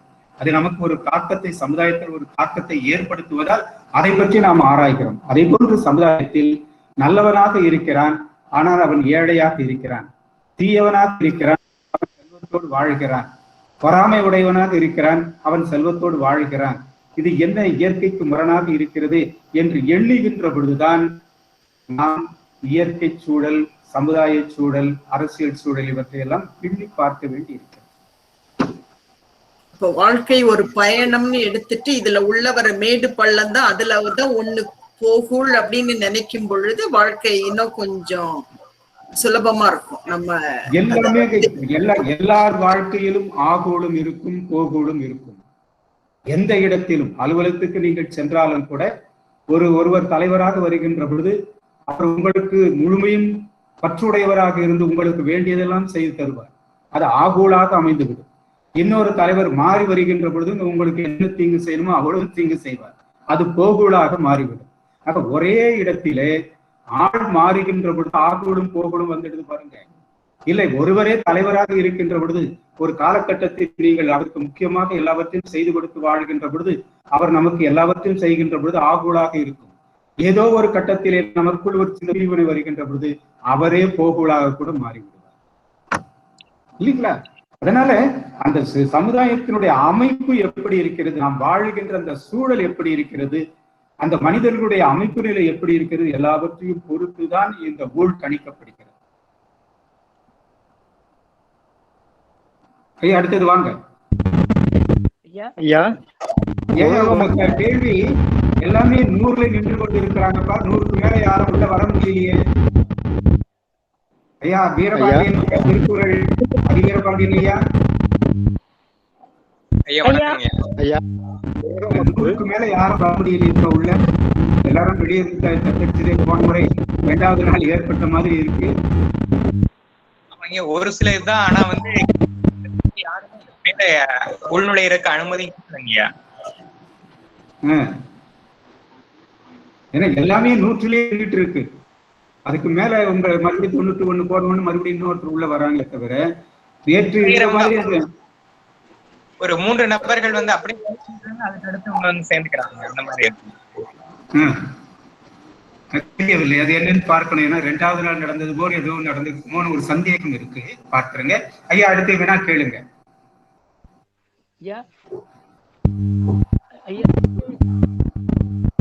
சொல்லுங்க. கேட்கலீங்கம்மா, யார் பேசுறதுன்னு கேட்கலீங்க. கொஞ்சம் விவேகானந்தன் பேசுறேன் ஐயா. ஐயா ஒலி வாங்கி கூடுதலாக கேளுங்க.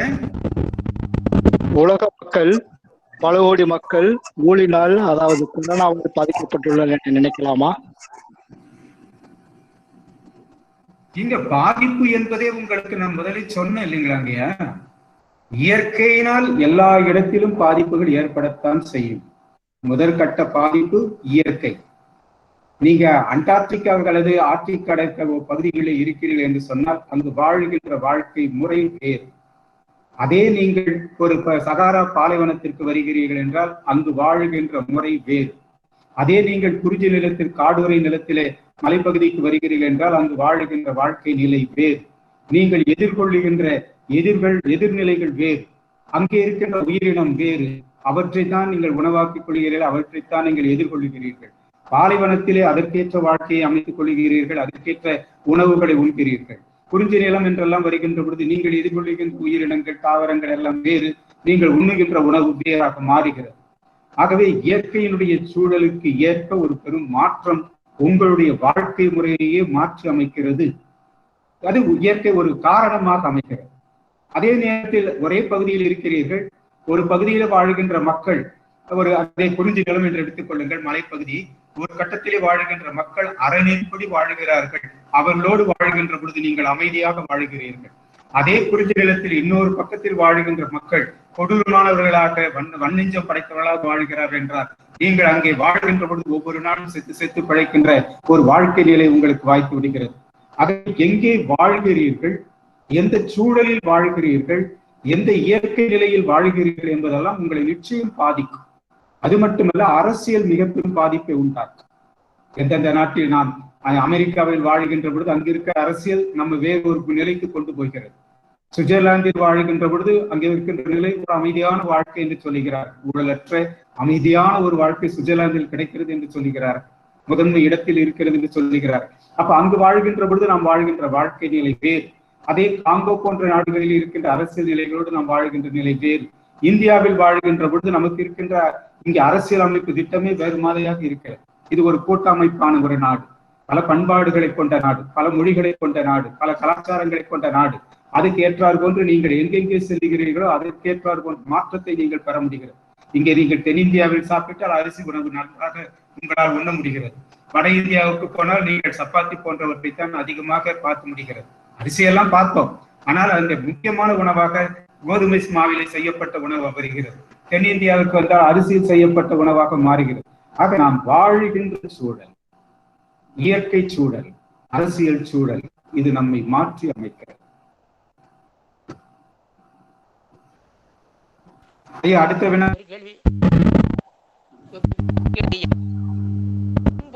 வணக்கம் ஐயா. கேளுங்கம்மா. ஒவ்வொரு உரையையும் அத வந்து முடிவுல வந்து கோட்பாடா இல்ல சரியா கேட்டீங்கம்மா. என்ன உங்களுக்கு ஒலிவாங்கில ஏதோ குறைபாடு இருக்கு, சரியா பாருங்க. ஐயா கேக்குதுங்களா? சொல்லுங்க சார். ஐயா நீங்க ஒவ்வொரு உரையையும் இல்லைம்மா, இப்ப கேட்கலமா, சரியா கேட்கல. ஐயா வணக்கம், கேக்குதுங்களா? சரியா பாருங்க.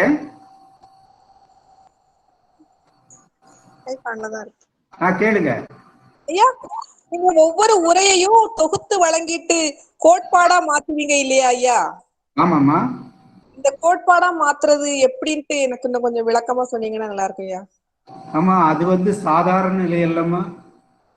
என்னன்னா நாங்க புதிதாக கண்டுபிடித்த ஆய்வு முறை, அந்த ஆய்வு முறையில் வள்ளுவர் கோட்டத்திலே பயிற்சி கொடுத்தோம். அதன் பிறகு வள்ளுவர் கோட்டத்திற்கு அதன் பிறகு உலகத்தமிழ் ஆராய்ச்சி நிறுவனமும் உலக திருக்குறள் மையமும் சென்னை பல்கலைக்கழக தமிழ் இலக்கியத்துறையும் சேர்ந்து நாங்கள் நடத்தினோம். அதே போன்று கல்லூரியிலே அறிவியல் கோட்பாடுகள் நடத்தினோம். உதாரணத்துக்கு நான் சொல்லுகிறேன், தொடக்க காலத்திலே அதற்கு ஒரு 45 பேர் கல்லூரி பேராசிரியர்கள் கட்டுரை அனுப்பினார்கள். எல்லாரும் நாங்கள் வள்ளுவர் கோட்டத்தில் பயிற்சி பெற்றவர்களும் கட்டுரை அனுப்பினார்கள், கல்லூரி பேராசிரியர்களும் அனுப்பினார்கள். அந்த 45 பேரில் 4 பேர் கட்டுரை மட்டும் நான் தேர்வு செய்தேன். அந்த 4 பேரும் யார் என்றால் வள்ளுவர் கோட்டத்தில் என்னிடம் பயிற்சி பெற்றார். அந்த கோட்பாடுகளை வரையறுப்பது என்பது ஒரு தனி கலை, மிக கடினமான ஒரு கலை. அது அவ்வளவு சாதாரண எளிய செயல் அல்ல. நீங்க ஒரு கட்டுரை எழுதினா கல்வி பற்றி என்ன செய்வீங்க, கல்வி தொடர்பாக எங்க சில கருத்துக்களை எல்லாம் தொகுத்து ஒரு ஒழுங்குபடுத்தி கொண்டுருவீங்க. இது அப்படி அல்ல.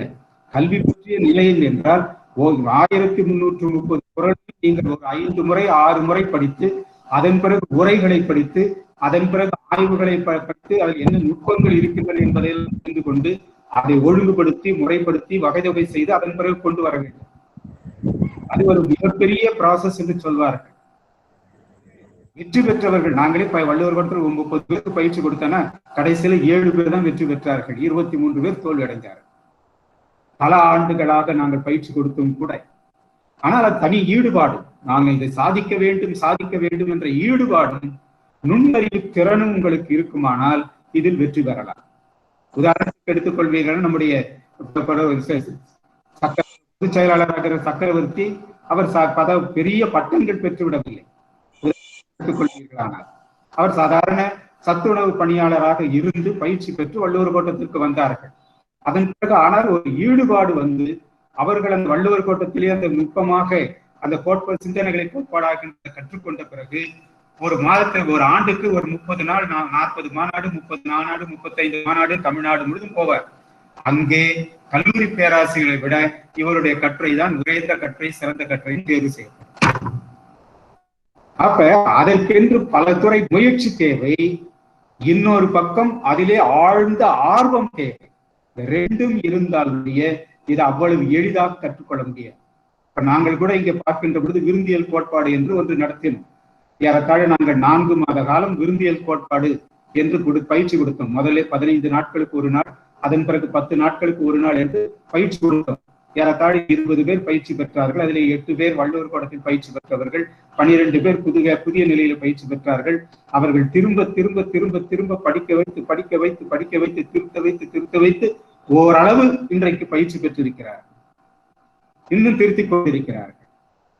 அதனால் இந்த சிந்தனைகளை கோட்பாடாக்குவது என்பது திருத்திக் கொண்டே இருக்கின்ற ஒரு பயிற்சி. அது மிக வந்து விடாது. ஆனால் அந்த பயிற்சி நாங்கள் கொடுப்போம். அந்த பயிற்சி நீங்கள் கொடுத்த பிறகு உலக நாடு முழுவதும் நாங்கள் கொடுக்க காத்திருக்கிறோம். அந்த பயிற்சி வந்த பிறகு வள்ளுவத்தை எங்களை போல மிக நுட்பமாக நுணுக்கமாக வள்ளுவத்திற்கு அணுக்கமாக நின்று நீங்களும் ஆராய முடியும். அந்த பயிற்சி பெற்றால் அதுவரையிலும் சில குழப்பங்கள் இருக்கும். ஏனென்றால் ஒரு குறளுக்கு விளக்கம் தர முடியவில்லை என்று சொன்னால், ஒரு குறளுக்கு பொருள் விளக்கம் மாறிவிட்டு இருக்கிறது என்று சொன்னால் நாங்கள் என்ன செய்வோம் என்றால், நான் ஒரு குறளுக்கு விளக்கம் தர வேண்டும், அங்கே பல உரை வேறுபாடுகள் இருக்கிறது என்று சொன்னால் ஒரு குறளுக்கு 375 உரைகளை எடுத்துக்கொள்கிறேன். 375 உரைகளை எடுத்துக்கொள்கிறேன். உலக வரலாற்று அதுதான் அதிகம். எடுத்துக்கொண்டு அவற்றையெல்லாம் காலமுறைப்படி வகைதொகை செய்து யார் ஒரு கருத்தை முன்னால் சொன்னால் யார் பின்னால் சொன்னார் என்பதையெல்லாம் எடுத்து ஆராய்ந்து இது திருவள்ளுவர் என்ன சொல்லுகிறார்னு பார்ப்போம். திருவள்ளுவர் நேரடியாக சொல்லவில்லை என்றால் சங்க இலக்கியம் என்ன சொல்லுகிறது என்று பார்க்க வேண்டும், தொல்காப்பியம் என்ன சொல்லுகிறது என்று பார்க்க வேண்டும், அங்கேயும் கிடைக்கவில்லை என்றால் சிலப்பதிகார மணிமேகலை என்ன சொல்லுகிறது என்று பார்க்க வேண்டும், தமிழ் சான்றோர் பிறர் என்ன சொல்கிறார் என்று இதையெல்லாம் பார்த்து ஆராய்ந்து ஒரு சொல்லுக்கே நாம் பொருள் காண வேண்டியிருக்கும்.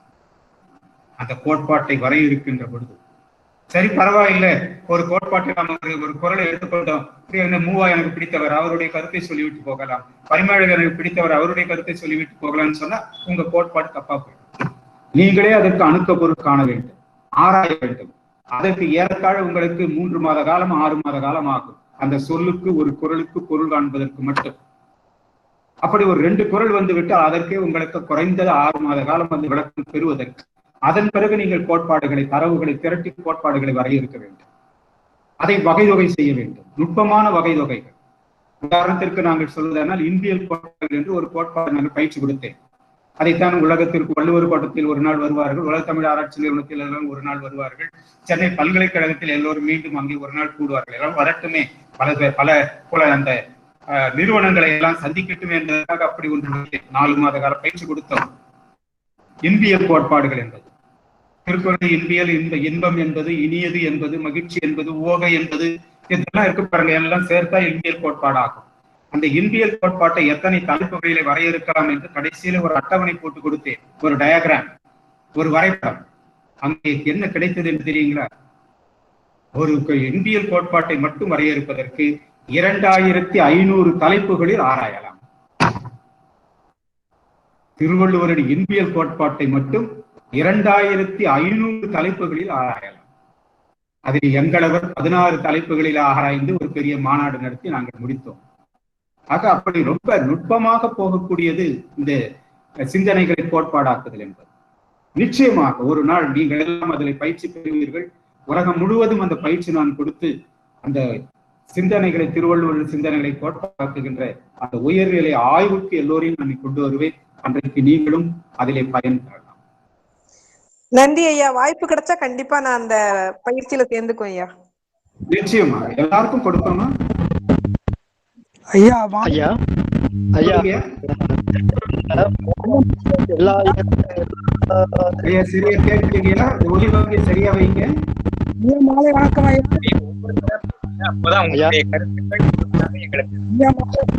சரியா யாரும் சரியா கேட்கலீங்களா? கேளுங்க ஐயா. மூலம் யாராவது நினைச்சிருக்காரு, வீரராகவன் நினைச்சிருக்காங்க, 3 பேர்ல யாராவது ஒருத்தர் விட்டு கொடுங்க ஐயா. நான் கேட்கலாமா? மணி மணி ஐயா, மணி ஐயா. இலக்கியம் வந்து ஆக்சுவலா மூலத்தை பிரித்தெடுத்தல் 2 வகையாகவும் இப்ப எல்லா புக்குலயும் இணையத்தின் வழியாகவும் வருது. எதை முன்னெடுத்து செல்லலாம்? என்னங்க இலக்கியத்துல மூலம் அந்த பாட்டுகள் இருக்க பாத்தீங்கன்னா ஐயா, குரல் எடுத்துக்கிட்டாலும் இந்த 2 வரிகள் இருக்குல்ல, அது மூலம் ஒண்ணு இருக்கு, பிரிச்சு தனியாவும் எழுதியிருக்காங்க. முன்னெடுத்து செல்லலாம் ஐயா. நீங்க எதற்காக நீங்கள் அந்த மூலத்தை தரப்போகிறீர்கள் என்பது இருக்குங்க.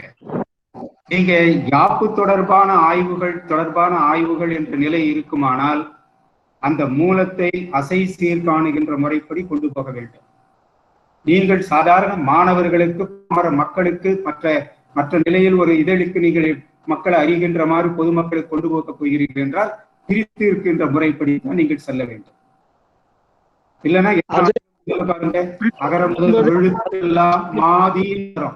நீங்க இலக்கண யாப் அமைப்பு போனா அகர முதல் எழுத்தெல்லாம் மாதி பகவ முதற்றே உலகுன்னு வருகின்ற பொழுது அந்த வெளுத்தெல்லாம்னு வரும், எழுத்தெல்லாம்னு வராது இல்லைங்களா? மாதின்னு வரும், ஆதின்னு வராது.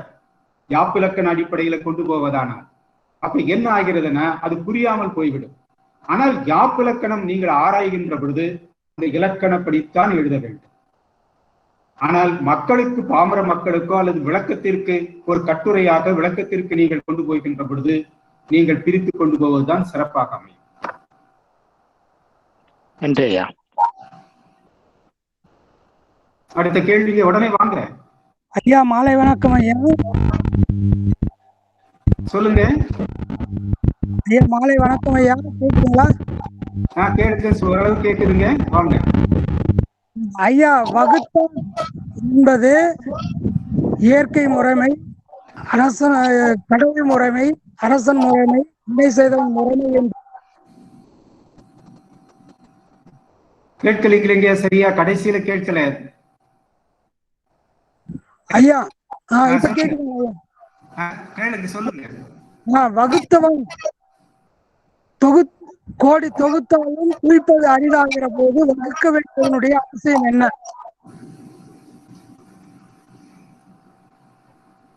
ஐயா, நீங்க இந்த இடத்தில் வினை ஏன் வகுத்தான் வருகிறதுன்னு சொன்னாக்க அதுக்கு ஒரு பெரும்புதகை நல்ல அழகா எழுதுவார். அவருடைய உடல் நிலை, அவருடைய உணவு கொள்ளும் நிலை, அவருக்கு கிடைக்கின்ற உணவு நிலை இதெல்லாம் எடுத்து எழுதுறாரு. இளங்குமரனார் ஒரு கட்டுரையில் எழுதுவார், இந்த வகுத்தான் என்பதை சொல்லுகின்ற பொழுது எழுதுவார். கிடைக்கின்ற உணவு மிக முக்கியமான ஒன்று. நீங்கள் கோடி கோடியாக சேர்த்து வைத்திருப்பீர்கள், சர்க்கரை நோயால் பாதிக்கப்பட்டிருப்பீர்கள். ஆனால் உங்களுக்கு நீங்கள் விருந்துக்கு போகிறீர்கள், இனிப்புகளை வாரி வழங்குகிறார்கள். உண்ண முடியுமா? முடியாது. நீங்கள் ஒரு இந்த அரிசி மட்டுமே கிடைக்கின்ற ஒரு பகுதியிலே வாழ்கிறீர்கள். உங்களுக்கோ அந்த கார்பன் தொடர்பான உடல் ஒரு நோய் இருக்கிறது என்று வைத்துக் கொள்ளுங்கள், அது மட்டும்தான் கிடைக்கிறது. அதை மட்டுமே உங்களால் உண்ண முடியுமா என்றால் முடியாது. ஆக வகுத்தான் என்று சொல்லக்கூடியதுங்க அந்த சூழலுக்கு ஏற்றார் போன்ற நிலை, உங்களுடைய உடல்நிலை, நீங்கள் கொள்ளும் அளவு, உங்களுக்கு வேண்டிய உணவு, இதெல்லாம் கூட உள்ளடக்கி இருப்பதுதான் அந்த முறைமை என்று சொல்லப்படுகிற ஊழ் என்று சொல்லப்படுகின்ற ஒன்று. உங்களுக்கு நீரிழிவு நோய் என்றால் இனிப்பு சாப்பிட முடியாது போய்கிறீர்கள், ஆனால் நீங்களே இனிப்பு கடை நடத்துவீர்கள், இனிப்புக்கான நல்ல கடை நடத்தி நல்ல புகழ் பெற்று வாழ்வீர்கள். ஆனால் அந்த உணவை உங்களால் உண்ண முடியாது. இது ஒரு நடைமுறை ஒன்று, உங்களுடைய நிலைமை ஒன்று என்று பார்க்கிறோம். அதனால்தான் வகுத்தான் அது ஒரு பக்கம், உங்களுடைய நிலையின் காரணமாக நீங்கள் தூய்க்க முடியாது போதல் என்பது ஒரு பக்கமாக பார்க்கிறோம். ஐயா வணக்கம். ஐயா இந்த நிலையை இதை பழவிடை என்றும் விதி என்றும் கொள்ள முடியுமா அல்லது ஊழ் என்றே கொள்ள வேண்டுமா? ஐயா விதியை உள்ள கொண்டாடவே கொண்டாடாதீங்க. பழவினை கோட்பாடு, விதி கோட்பாடெல்லாம் இங்க இல்லவே இல்லை. திருக்குறளில் பொருந்தவே பொருந்தார். ஊழ் என்ற அதிகாரத்திற்கு ஆனா திருக்குறளிலே நீங்கள் பார்த்தால் பழவினை பயன்பாடு பற்றி மற்ற இடங்களில் இருக்கிறது. 7 பிறப்பு இருக்கிறது, மேல் உலகம் இருக்கிறது, கீழ் உலகம் இருக்கிறது, தெய்வலோகம் இருக்கிறது, எல்லாம் இருக்கிற திருக்குறளை குறிப்பாக இடம்பெற்றிருக்கிறது. அதை பற்றி பெரிய விளக்கம் தரவில்லை திருவள்ளுவர். மக்களுக்கு தெரிந்த கருத்துக்களை தம் கருத்தை எளிமையாக கொண்டு செல்வதற்கு மக்களுடைய பழக்கத்தில் இருக்கின்ற ஒரு கருத்தை உட்படுத்தி கொண்டு சென்றால் வெற்றி பெற முடியும் என்று திருவள்ளுவர் நினைத்து அவற்றை பயன்படுத்தி இருப்பார் என்று தோன்றுகிறது சில நேரங்களில். ஆனால் சிலவற்றை அவர் நம்புகிறார் என்பதை மறுக்க முடியாது. ஒண்ணு வேண்டாம், நம்ம பேரறிஞர் அண்ணா அவர்கள் பேசுகின்ற பொழுது என்ன செய்வார்? மகாபாரதத்தில் ஒரு கருத்தை எடுத்து சொல்வார், ஒரு பாத்திரத்தை எடுத்து பேசுவார், ராமாயணத்திலிருந்து ஒரு பாத்திரத்தை எடுத்து பேசுவார், அல்ல தெய்வங்கள் சார்ந்த ஒரு கருத்தை எடுத்து சொல்லி மக்களுக்கு விளக்கம் தருவார். இதை போலன்ட்டு அப்ப நீங்க அண்ணா அவர்கள் மகாபாரதத்திலே ஆழ்ந்த புலமை உடையவர், விரும்புபவர், ராமாயணத்தை விரும்புபவர், புராண கதைகளை விரும்புபவர் கொள்ள முடியும்.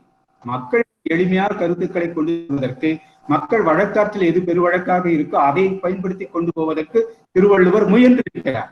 ஆனால் அதே நேரத்தில் சில கருத்துக்களை அவர் ஏற்றுக்கொண்டும் இருக்கிறார். ஆனால் ஊழ் என்ற அதிகாரத்தில் அந்த விதி கோட்பாடு, பழவினை கோட்பாடு உள்ளிணைக்கவில்லை. சங்க இலக்கிய மரபு, பழந்தமிழ் மரபை அப்படியே பின்பற்றி கொண்டு வந்து அவர் விளக்கம் தர நினைக்கிறார். அங்கே காட்சி பொருளாக இருந்ததை இவர் கருத்து பொருளாக மாற்றுகிறார். ஐயா வணக்கம். நான் குமரகுருங்க. நீங்க சொன்னது தொடர்புபட்டதுதான். அந்த காட்சி பொருள் கருத்து பொருளை பற்றி கொஞ்சம் சற்று விரிவாக சொல்லிடுங்க ஐயா. ஐயா காட்சி பொருள் என்று சொன்னால் ஒன்றும் இல்லைங்க. இப்ப மலர் எடுத்துக் கொள்ளுகிறேங்க. மலர் மலர்கிறது ஊழ் என்று சொல்லுகின்ற பொழுது மலர் மலர்கிறது, அது ஊழ்னு சொல்வார். முகை ஊழ்கிறது அப்படின்னாக்கா முகை மலர்கிறது என்று பொருள். அப்ப அந்த மலரை நாம் பார்க்க முடிகிறது, மலர்வதையும் பார்க்க முடிகிறது இல்லைங்களா? அப்ப ஒரு காட்சி பொருளாக நமக்கு வருகிறது. பழம் ஊழ்கிறது, பழம் முதிர்ந்து கனி காய் ஊழ்த்து பழமாகிறதுன்னு வந்து வைத்துக்கோங்க. அப்ப பழம் முறைப்படி வளர்ச்சி பெற்று அது மன்னிக்கவும் காய் முறைப்படி வளர்ச்சி பெற்று பழமாகிறது அப்படின்னு பார்க்கிறோம். இப்ப இதை ஊழ்த்தல்னு சொல்றாரு திருவள்ளுவர், அது சங்க இலக்கியம்.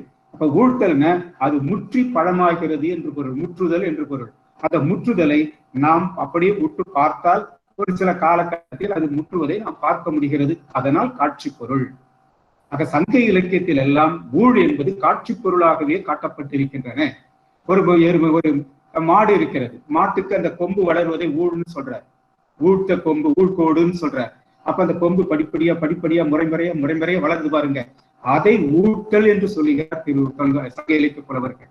அப்ப அதை காண முடியும். ஆக சங்க இலக்கியத்தில் எல்லாம் காட்சி பொருளாகத்தான் இருந்தது. இங்கே நீங்கள் பார்க்கின்ற பொழுது ஆகூழ் போகூழ் என்று சொல்லுகின்ற பொழுதே கருத்தாக மாற்றி விடுகிறார். இதை காட்ட முடியாது.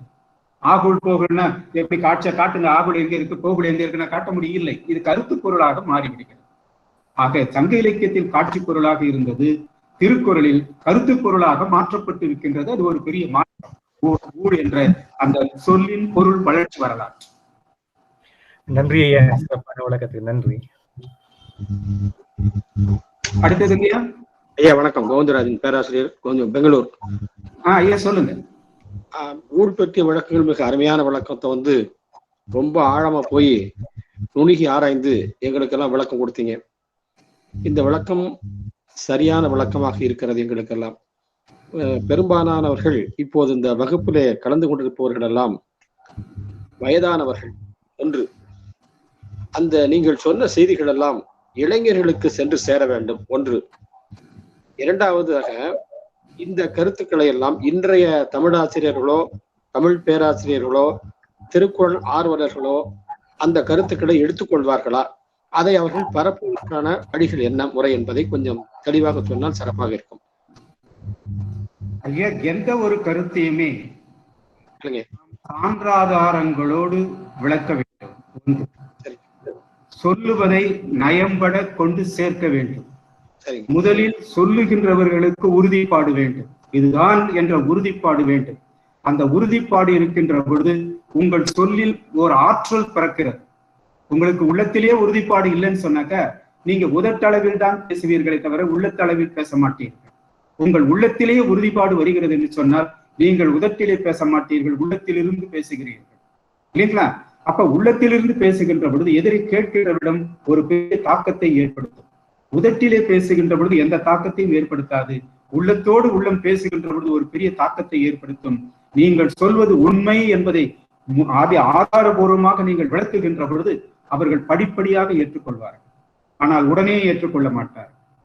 ஏனென்றால் ஒன்றுக்குள்ளே மூழ்கி இருக்கின்றவர்களை நாம் அங்கிருந்து தூக்கி வந்து வேறொரு பொருள் காட்டுகின்ற பொழுது, அடட இதெல்லாம் கிடையாதுங்க, எங்களுக்கு பரிமேலகர் சொன்னதுதான் சரி, எங்களுக்கு எங்க கடவுள் தத்துவம் தான் சரி, அதிலிருந்து அவர்கள் உடனே மீள மாட்டார்கள். ஆனால் எல்லாவற்றையும் படிப்படியாக உங்களுக்கு நாங்கள் 6 நாள் நடத்தி சொல்லி விளக்கம் தந்தது போன்று நீங்கள் மெல்ல மெல்ல படிப்படியாக சொன்னால் அவர்கள் ஓஹோ இதில் கூட ஏதோ ஒரு உண்மை இருக்கிறதே, இப்படியும் கூட சிந்தித்து பார்க்கலாமே என்று வருவார்கள். அதன் பிறகு அவர்கள் சரி நாம் அவர்கள் ஒன்று கூட சொன்னாரே அது சரிதானா என்று நாம் ஆராய்ந்து பார்ப்போமே என்று வந்த பிறகுதான் அவர்களுக்கு நம்பிக்கை பிறக்கும். ஆக உடனே எல்லோருக்கும் கூட நான் சொன்னேன், உலகத்தை சார்ந்தது பெருமக்கள் அத்தனை பேருக்கும் இதை ஏற்றுக்கொள்வார்கள் என்று நினைக்கிறீர்களா?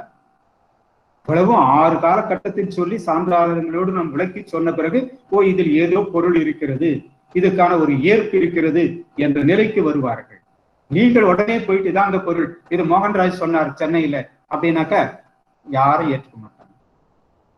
அவங்களுக்கு நாங்க சொன்ன மாதிரி அமைதியாக அடக்கமாக நாம் உண்மைகளை இந்த உலகத்திற்கு பரப்ப வேண்டும் என்பதை உள்ளத்திலே ஏந்தி நாம் கொண்டு போகின்ற பொழுது இது நிலைப்படும். இரண்டாவது, இப்படிப்பட்ட நிலைப்பாட்டை நாங்கள் அடைவதற்கு எத்தனை ஆண்டு காலம் ஆயிற்றுன்னு கொஞ்சம் நினைச்சு பாருங்க. 1973 சென்னை பல்கலைக்கழகத்திலே திருக்குறள் ஆராய்ச்சி பகுதியிலே நான் ஆராய்ச்சி துணைவராக சேர்கின்ற போது, அப்பொழுதுதான் முனைவர் பட்ட ஆய்வாக தொல்காப்பியம் திருக்குறளை எடுத்துக்கொண்டு அதனை ஒப்பாய்வு செய்கின்றதாக நம் முனைவர் பட்ட ஆய்வு எடுத்துக்கொண்டு 73 தொடங்கினேன். வேறு எந்த நூலையும் நான் வாழ்க்கையில் படிக்கவில்லை. திருக்குறளுக்காக மற்ற பாரதியார், பாரதிதாசன் போன்றவற்றை பிறவற்றை நான் திருக்குறளுக்காக படித்தேனே தவிர மற்றவற்றை எந்த ஒரு நூலையும் அதிகமாக படித்ததில்லை. சங்க இலக்கியம் என்பது நான் வகுப்பிலே எம்ஏ பாடம் நடத்துவதற்கெல்லாம் சங்க இலக்கியம், தொல்காப்பியம் இதெல்லாம் நான் நடத்தியதால் அது எனக்கு பழக்கமான ஒன்றாக இருந்தது. ஆக ஏறத்தாழ நீங்கள் பார்ப்பீர்களானால் 73 தொடங்கி இதுவரை 48 ஆண்டு காலம் எனக்கே ஒரு விளக்கம் கிடைப்பதற்கு ஏறத்தாழ குறைந்தது 40 ஆண்டு காலம் ஆகியிருக்கிறது. இதிலே தோய்ந்து தோய்ந்து தோய்ந்து தோய்ந்து நான் எழுந்த பிறகுதான் ஒரு விடை கிடைத்திருக்கிறது. இந்த விடையே நான் உங்கள் முன் வைக்கிறேன், அவ்வளவுதான்.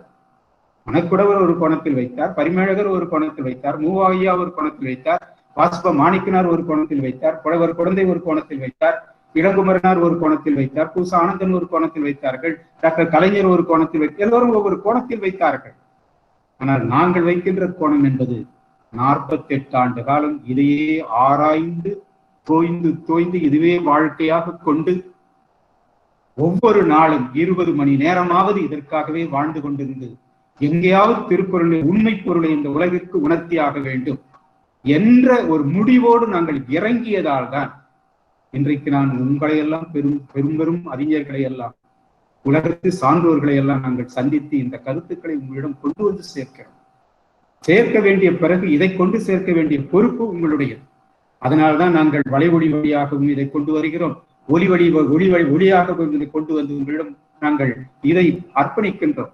இதையெல்லாம் எடுத்துக்கொண்டு நீங்கள் சான்றுகளாக வைத்துக் கொண்டு மக்களிடம் படிப்படியாக கொண்டு சென்று அதையடுத்து தலைமுறை வருகின்ற பொழுது நீங்கள் இந்த கருத்துக்களை எடுத்து முன்வைத்து முதியோர்களாக இருக்கின்றவர்களை அவர்களை முறை ஏற்றுக்கொள்ளுமாறு அவர்களை அணுகி நீங்கள் உலகில் இந்த குரல் பொருளை ஏற்றுக்கொள்வார்கள்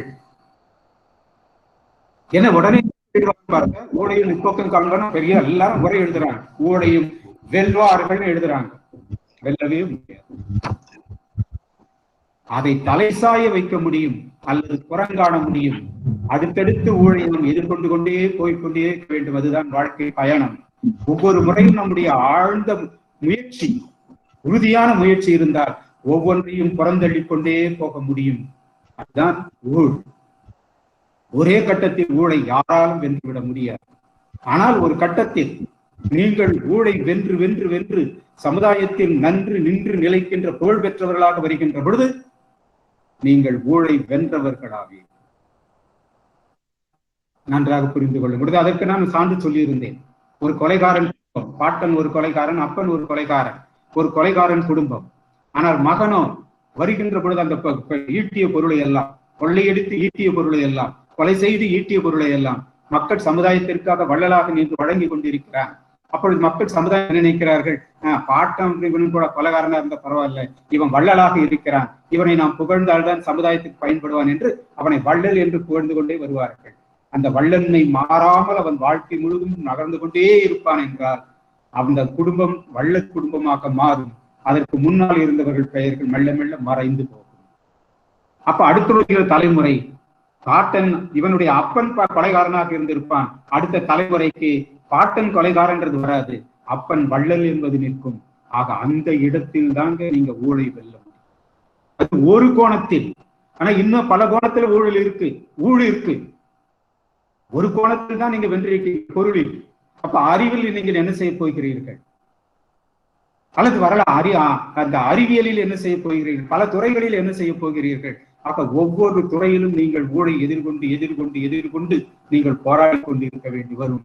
ஒரு சிலவற்றில் வென்று கொண்டு வருவீர்கள், ஒரு சிலவற்றில் தோற்றுக்கொண்டு வருவீர்கள். இதுதான் ஊழல். மிக்க நன்றி ஐயா. ஐயா அடுத்தது இன்னும் ஒரு 7 நிமிஷத்துல முடிச்சிடலாங்க. ஐயா வணக்கம் ஐயா. சொல்லுங்க. கல்யாணி ஸ்ரீதர் பேசுறேங்க.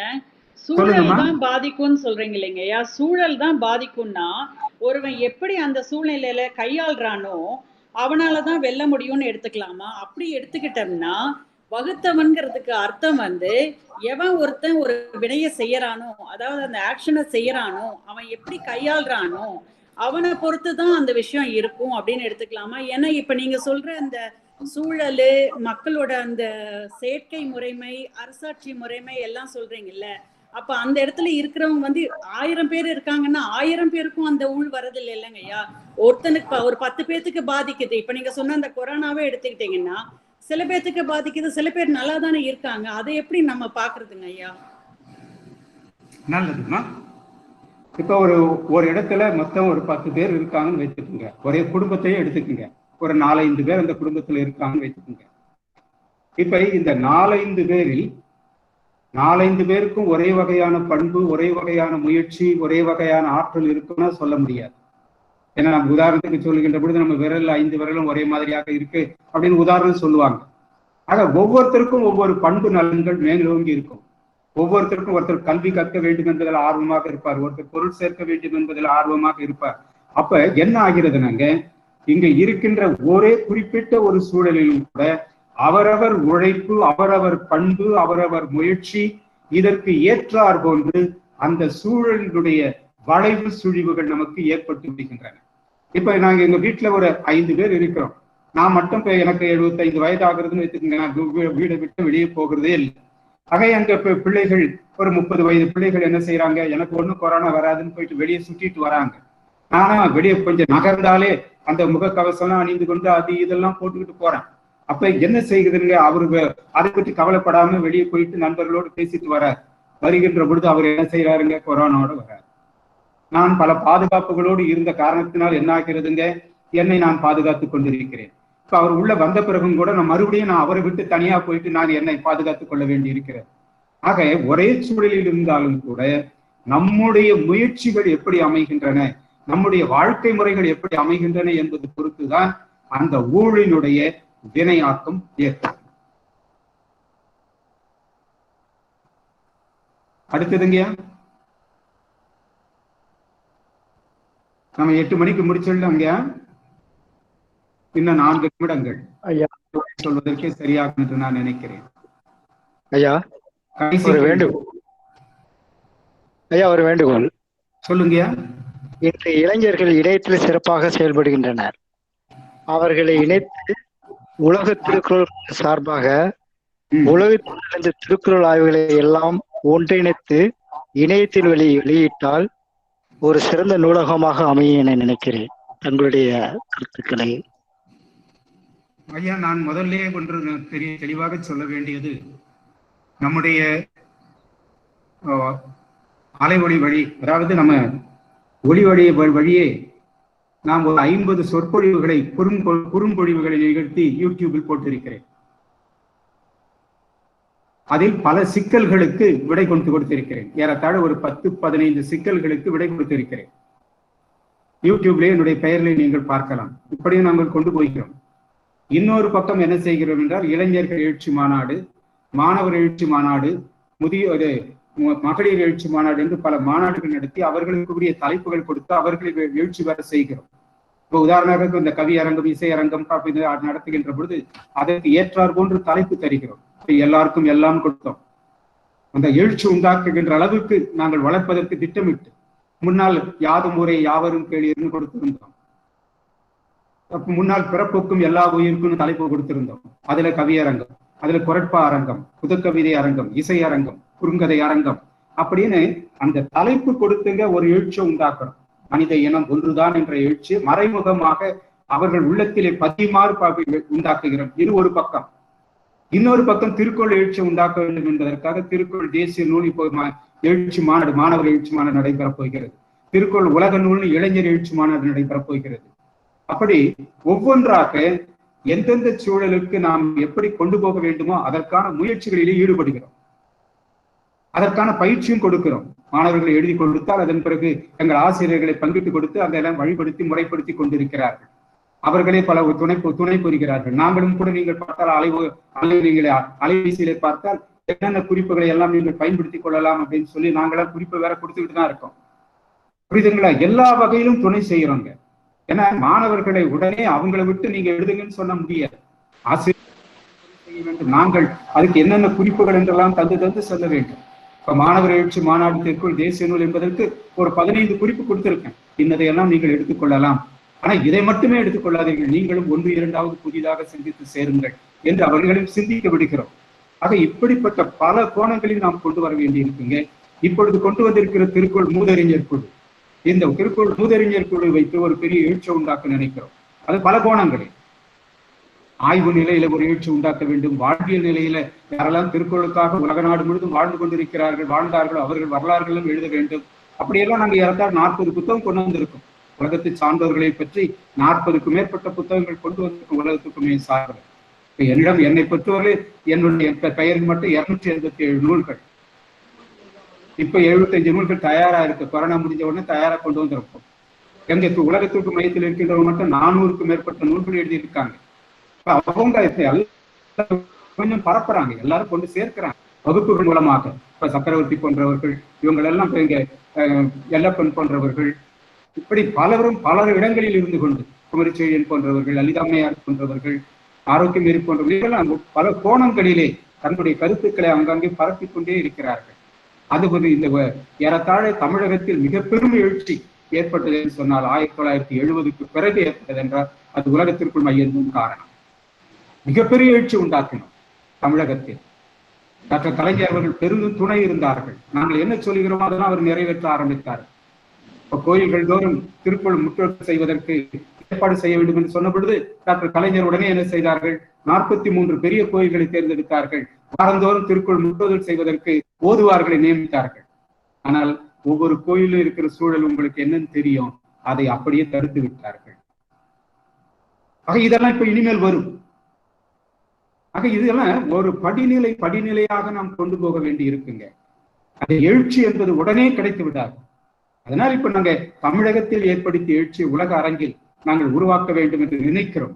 அதற்கு திருக்குறளை முதன்மையாக கொள்ள வேண்டும் என்று நினைக்கிறோம். என்றால் உண்மையான திருக்குறள் என்ன என்பதை மக்களிடம் கொண்டு சேர்க்க வேண்டும்.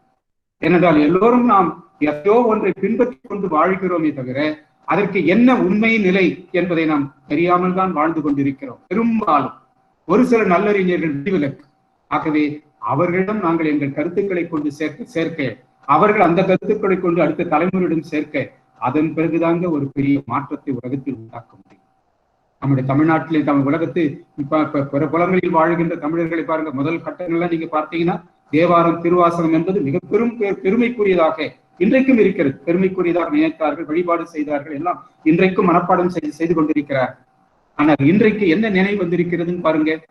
தமிழ் இனத்தை இணைக்க வேண்டுமானால் உலக நாடு முழுதும் அதற்கு முதன்மை நூல் திருக்குறள்.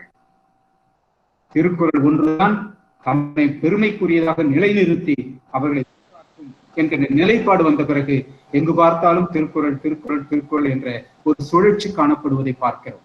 அந்த சுழற்சிக்கு எங்களால் எந்த அளவிற்கு துணை நிற்க முடியும் என்பதுதான் எங்கள் திட்டம். அதனால்தான் இந்த கொரோனா காலத்தில் ஓராண்டு காலத்தில் ஏறத்தாழ 140 நிகழ்ச்சிகளை நடத்தி இருக்கோங்க.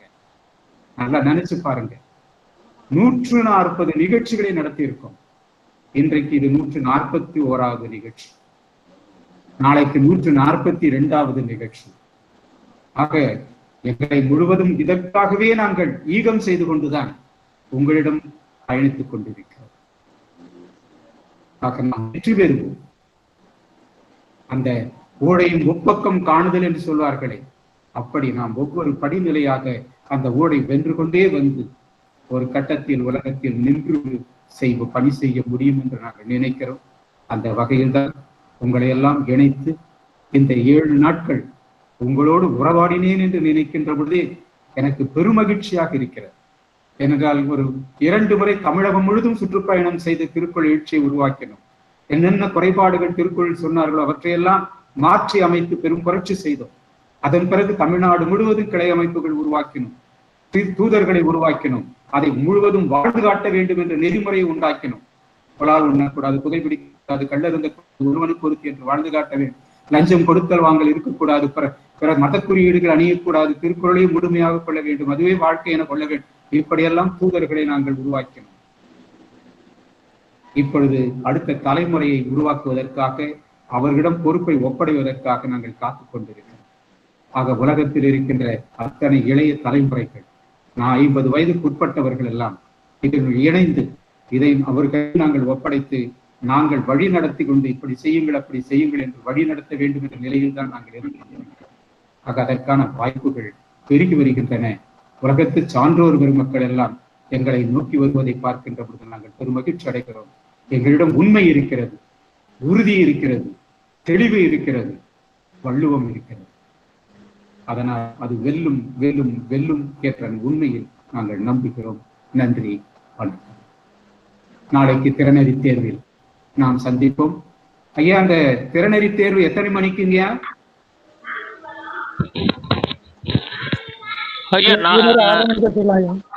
ஐயா, நாளை மாலை வகுப்பு நடந்த நேரத்தில் அதிவீர பாண்டியன் ஐயா கேள்வி, அது என்ன நிகழ்ச்சி இருக்குன்னாரு நாளைக்கு, நமக்கு சரியாக 6:30 மணிக்கு அவங்க தர முடியுமான்னு கேளுங்க.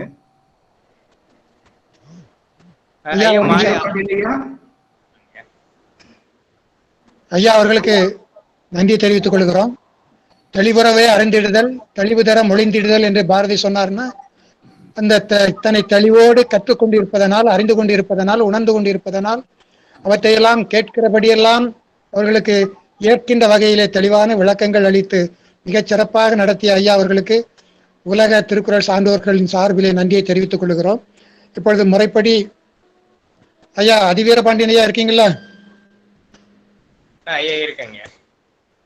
ஐயா, இந்த ஒரு வார காலமாக நம்முடைய நிகழ்ச்சிகளை உலகம் முழுவதும் உள்ள திருக்குறள் அன்பர்களுக்கு கொண்டு சேர்த்து உலக திருக்குறள் மையத்தினுடைய நண்பர்களோடு இணைந்து மிகச்சிறிய பெரிய ஒரு பணியை நமக்கு ஆற்றி இருக்கிறார்கள். அவர்கள் தன்னுடைய கருத்துக்கள் ஏதேனும் ஒரு சிலவற்றை சொல்ல அன்போடு விளைகிறோம். ஐயா வாங்க ஐயா.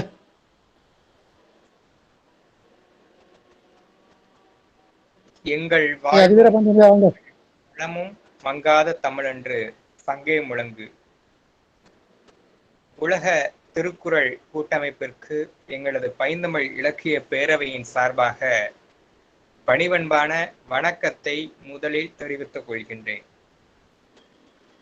என்னுடைய மனதில் பல்வேறு திருக்குறள்கள் நிலைத்து இருந்தாலும் இளைஞனாக இருப்பதால் என்னுடைய நெஞ்சமெல்லாம் நிறைந்திருக்கக்கூடிய ஒரே குறள் தொட்டனைத்து ஊறும் மணற்கேணி மாந்தர்க்கு கற்றனைத்து ஊறும் அறிவு என்ற குறள்.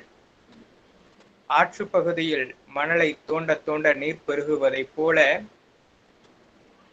நல்ல பல நூட்களை தேடி தேடி படிக்க படிக்க அறிவு பெருகும் என்பதை பல்வேறு உரை ஆசிரியர்கள் ஒரு எளிமையான உரையாக கூறியிருக்கிறார்கள்.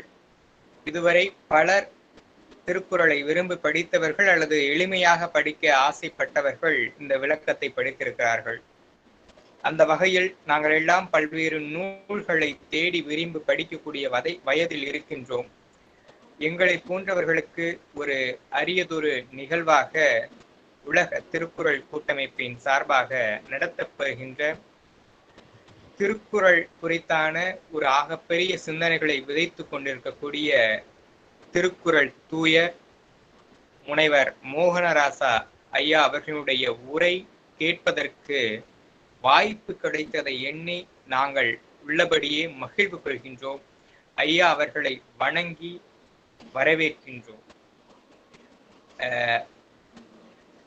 அதற்கு அடுத்ததாக ஐயா அவர்களோடு தொடர்ந்து பயணித்து எங்களையும் தொடர்பு கொண்டு எங்களோடு கனிவாக பேசி இருக்கக்கூடிய மதிப்பிற்கும் மரியாதைக்கும் உரிய திருக்குறள் மாசிலாமணி ஐயா அவர்கள், மதிப்பிற்குரிய திருக்குறள் சக்கரவர்த்தி ஐயா அவர்கள், மதிப்பிற்குரிய குமரி செல்வன் ஐயா அவர்கள் மற்றும் உலக திருக்குறள் கூட்டமைப்பில் பயணித்துக் கொண்டிருக்கக்கூடிய வள்ளுவரின் கருத்துக்களின் வழியாக வழிநின்று பயணித்துக் கொண்டிருக்கக்கூடிய அத்துணை தமிழ் உறவுகளுக்கும் பைந்தமிழ் இலக்கிய பேரவையின் சார்பாக நன்றியை மட்டுமே இந்த நேரத்தில் தெரிவிக்க விரும்புகின்றோம். ஏனென்றால் வள்ளுவம் எனப்படுவது சாதி மதங்களை கடந்து பல்வேறு அறக்கருத்துக்களை முன்னிறுத்தக்கூடிய ஒரு மறை. அந்த நூலினுடைய கருத்துக்களை உலகின் பல்வேறு தளங்களுக்கு கொண்டு சேர்த்திருக்கக்கூடிய அளப்பரிய பணியை உலக திருக்குறள் கூட்டமைப்பின் சார்பாக செய்து கொண்டிருப்பதை ஒரு குறுகிய காலகட்டத்திற்குள் அறிந்த ஒரு நபர்களில் நானும் ஒருவன். ஏனென்றால் ஒரு அமைப்புகளை வைத்துக்கொண்டு நடத்துவது என்பது ஒரு சுலபமான விடயம் அல்ல. சிறு சிறு அமைப்புகளை வைத்துக்கொண்டே அதில் இருக்கக்கூடிய நிர்வாக சிக்கல்கள் மற்றும் அதற்கு முன்னெடுக்கக்கூடிய பணி என்பது ஒரு அளப்பரிய நிகழ்வாக இருக்கின்றது. அதற்கெல்லாம் மத்தியில் இணைய வழியில் 141 நிகழ்வினை முன்னெடுத்து அதை சிறப்பாக கட்டமைத்து பல்வேறு நாடுகளிலிருந்து ஒருங்கிணைத்து இந்த உலக திருக்குறள் கூட்டமைப்பு பெருமை சேர்த்திருக்கின்றது என்பதை எண்ணி பார்க்கும்போது தமிழுக்கு, அதுவும் குறிப்பாக வள்ளுவத்தை இனியும் உள்வாங்கி சிந்திக்கக்கூடிய ஒரு ஆகச்சிறந்த மனிதர்களை வள்ளுவர் உருவாக்கி இருக்கிறார் என்றே நாம் கூற வேண்டும். ஏனென்றால் என்னுடைய நண்பர்கள் கூறுவார்கள், பள்ளி பாட புத்தகத்தில் இருக்கக்கூடிய அந்த மனப்பாட பாடல்களை மட்டும்தான் நாம் எல்லாம் படிக்கின்றேன் என்று.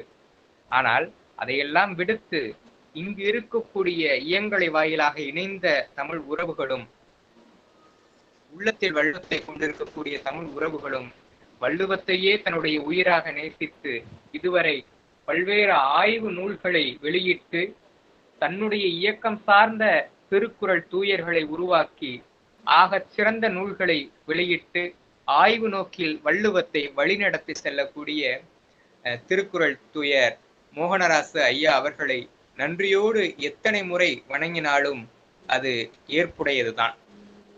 பைந்தமிழ் இலக்கிய பேரவை என்பது சக்கரவர்த்தி ஐயா அவர்களுக்கு தெரியும். ஏனென்றால் தமிழால் நிகழ்வுகளால் தான் நாங்கள் இந்த இணைய வழியில் குறுகிய காலகட்டத்திற்குள் இணைந்தோம். ஒரு 8 இளைஞர்கள் நாங்கள் தமிழ் பணியை முன்னெடுத்து செல்கின்றோம்.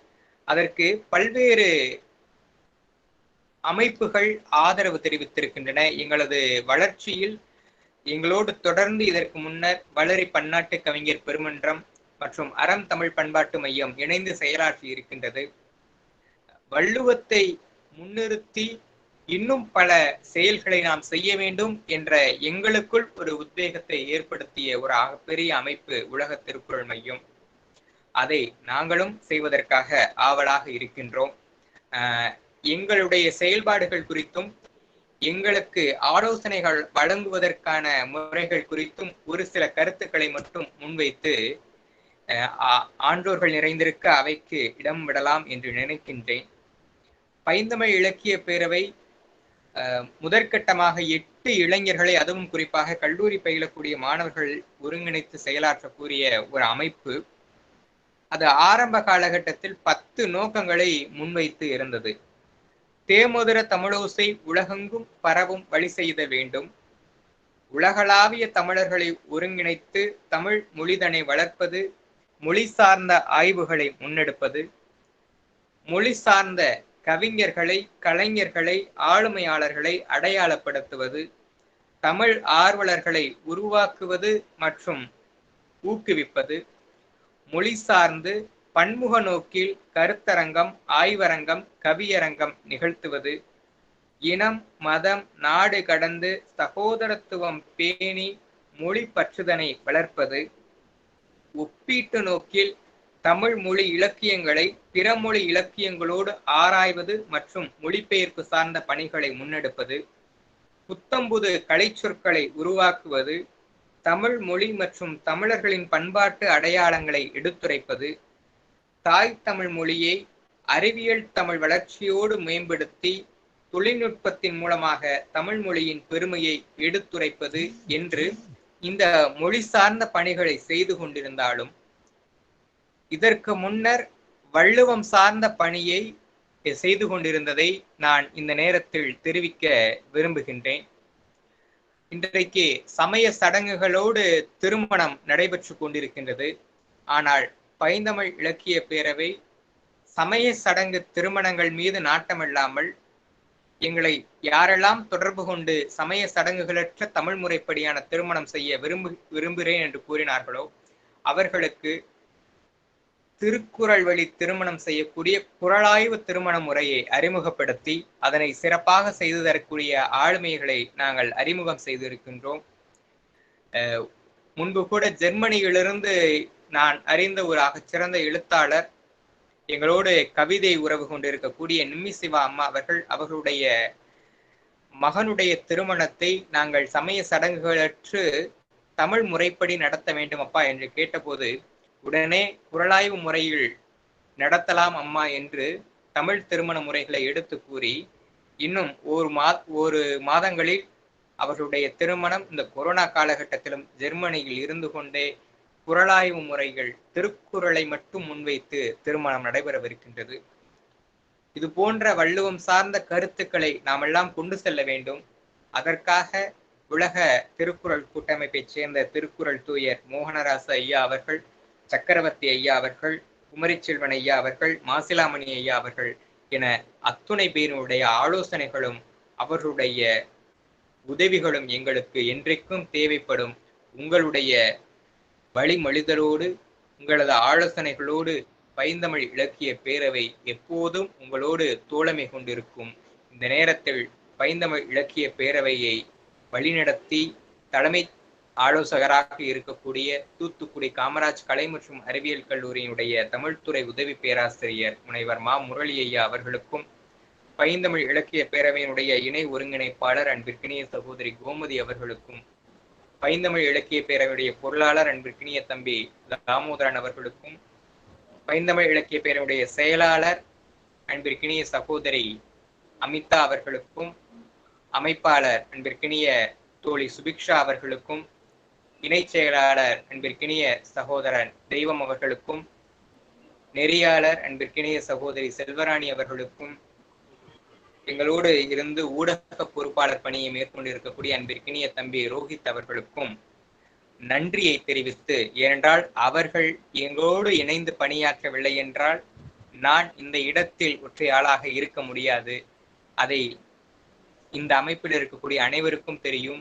ஏனென்றால் எனக்கு இந்த வாய்ப்பினை நல்கி வள்ளுவத்தை ஒரு எந்தவித பிரதிபலனையும் எதிர்பார்க்காமல் நன்முறையில் முன்னெடுத்து செல்லக்கூடிய மோகனராசன் ஐயா உட்பட அத்துணை தமிழ் சான்றோர்களுக்கும் மீண்டும் மீண்டும் பைந்தமிழ் இலக்கிய பேரவையின் சார்பாக நன்றியை தெரிவித்து, வாய்ப்பு நல்கிய அத்துணை தமிழ் நெஞ்சங்களுக்கும் நன்றி பாராட்டி விடைபெறுகின்றேன். நன்றி, வணக்கம். நன்றி. நாளைக்கு எத்தனை மணிக்கு நாம தொடங்குறதுங்கய்யா?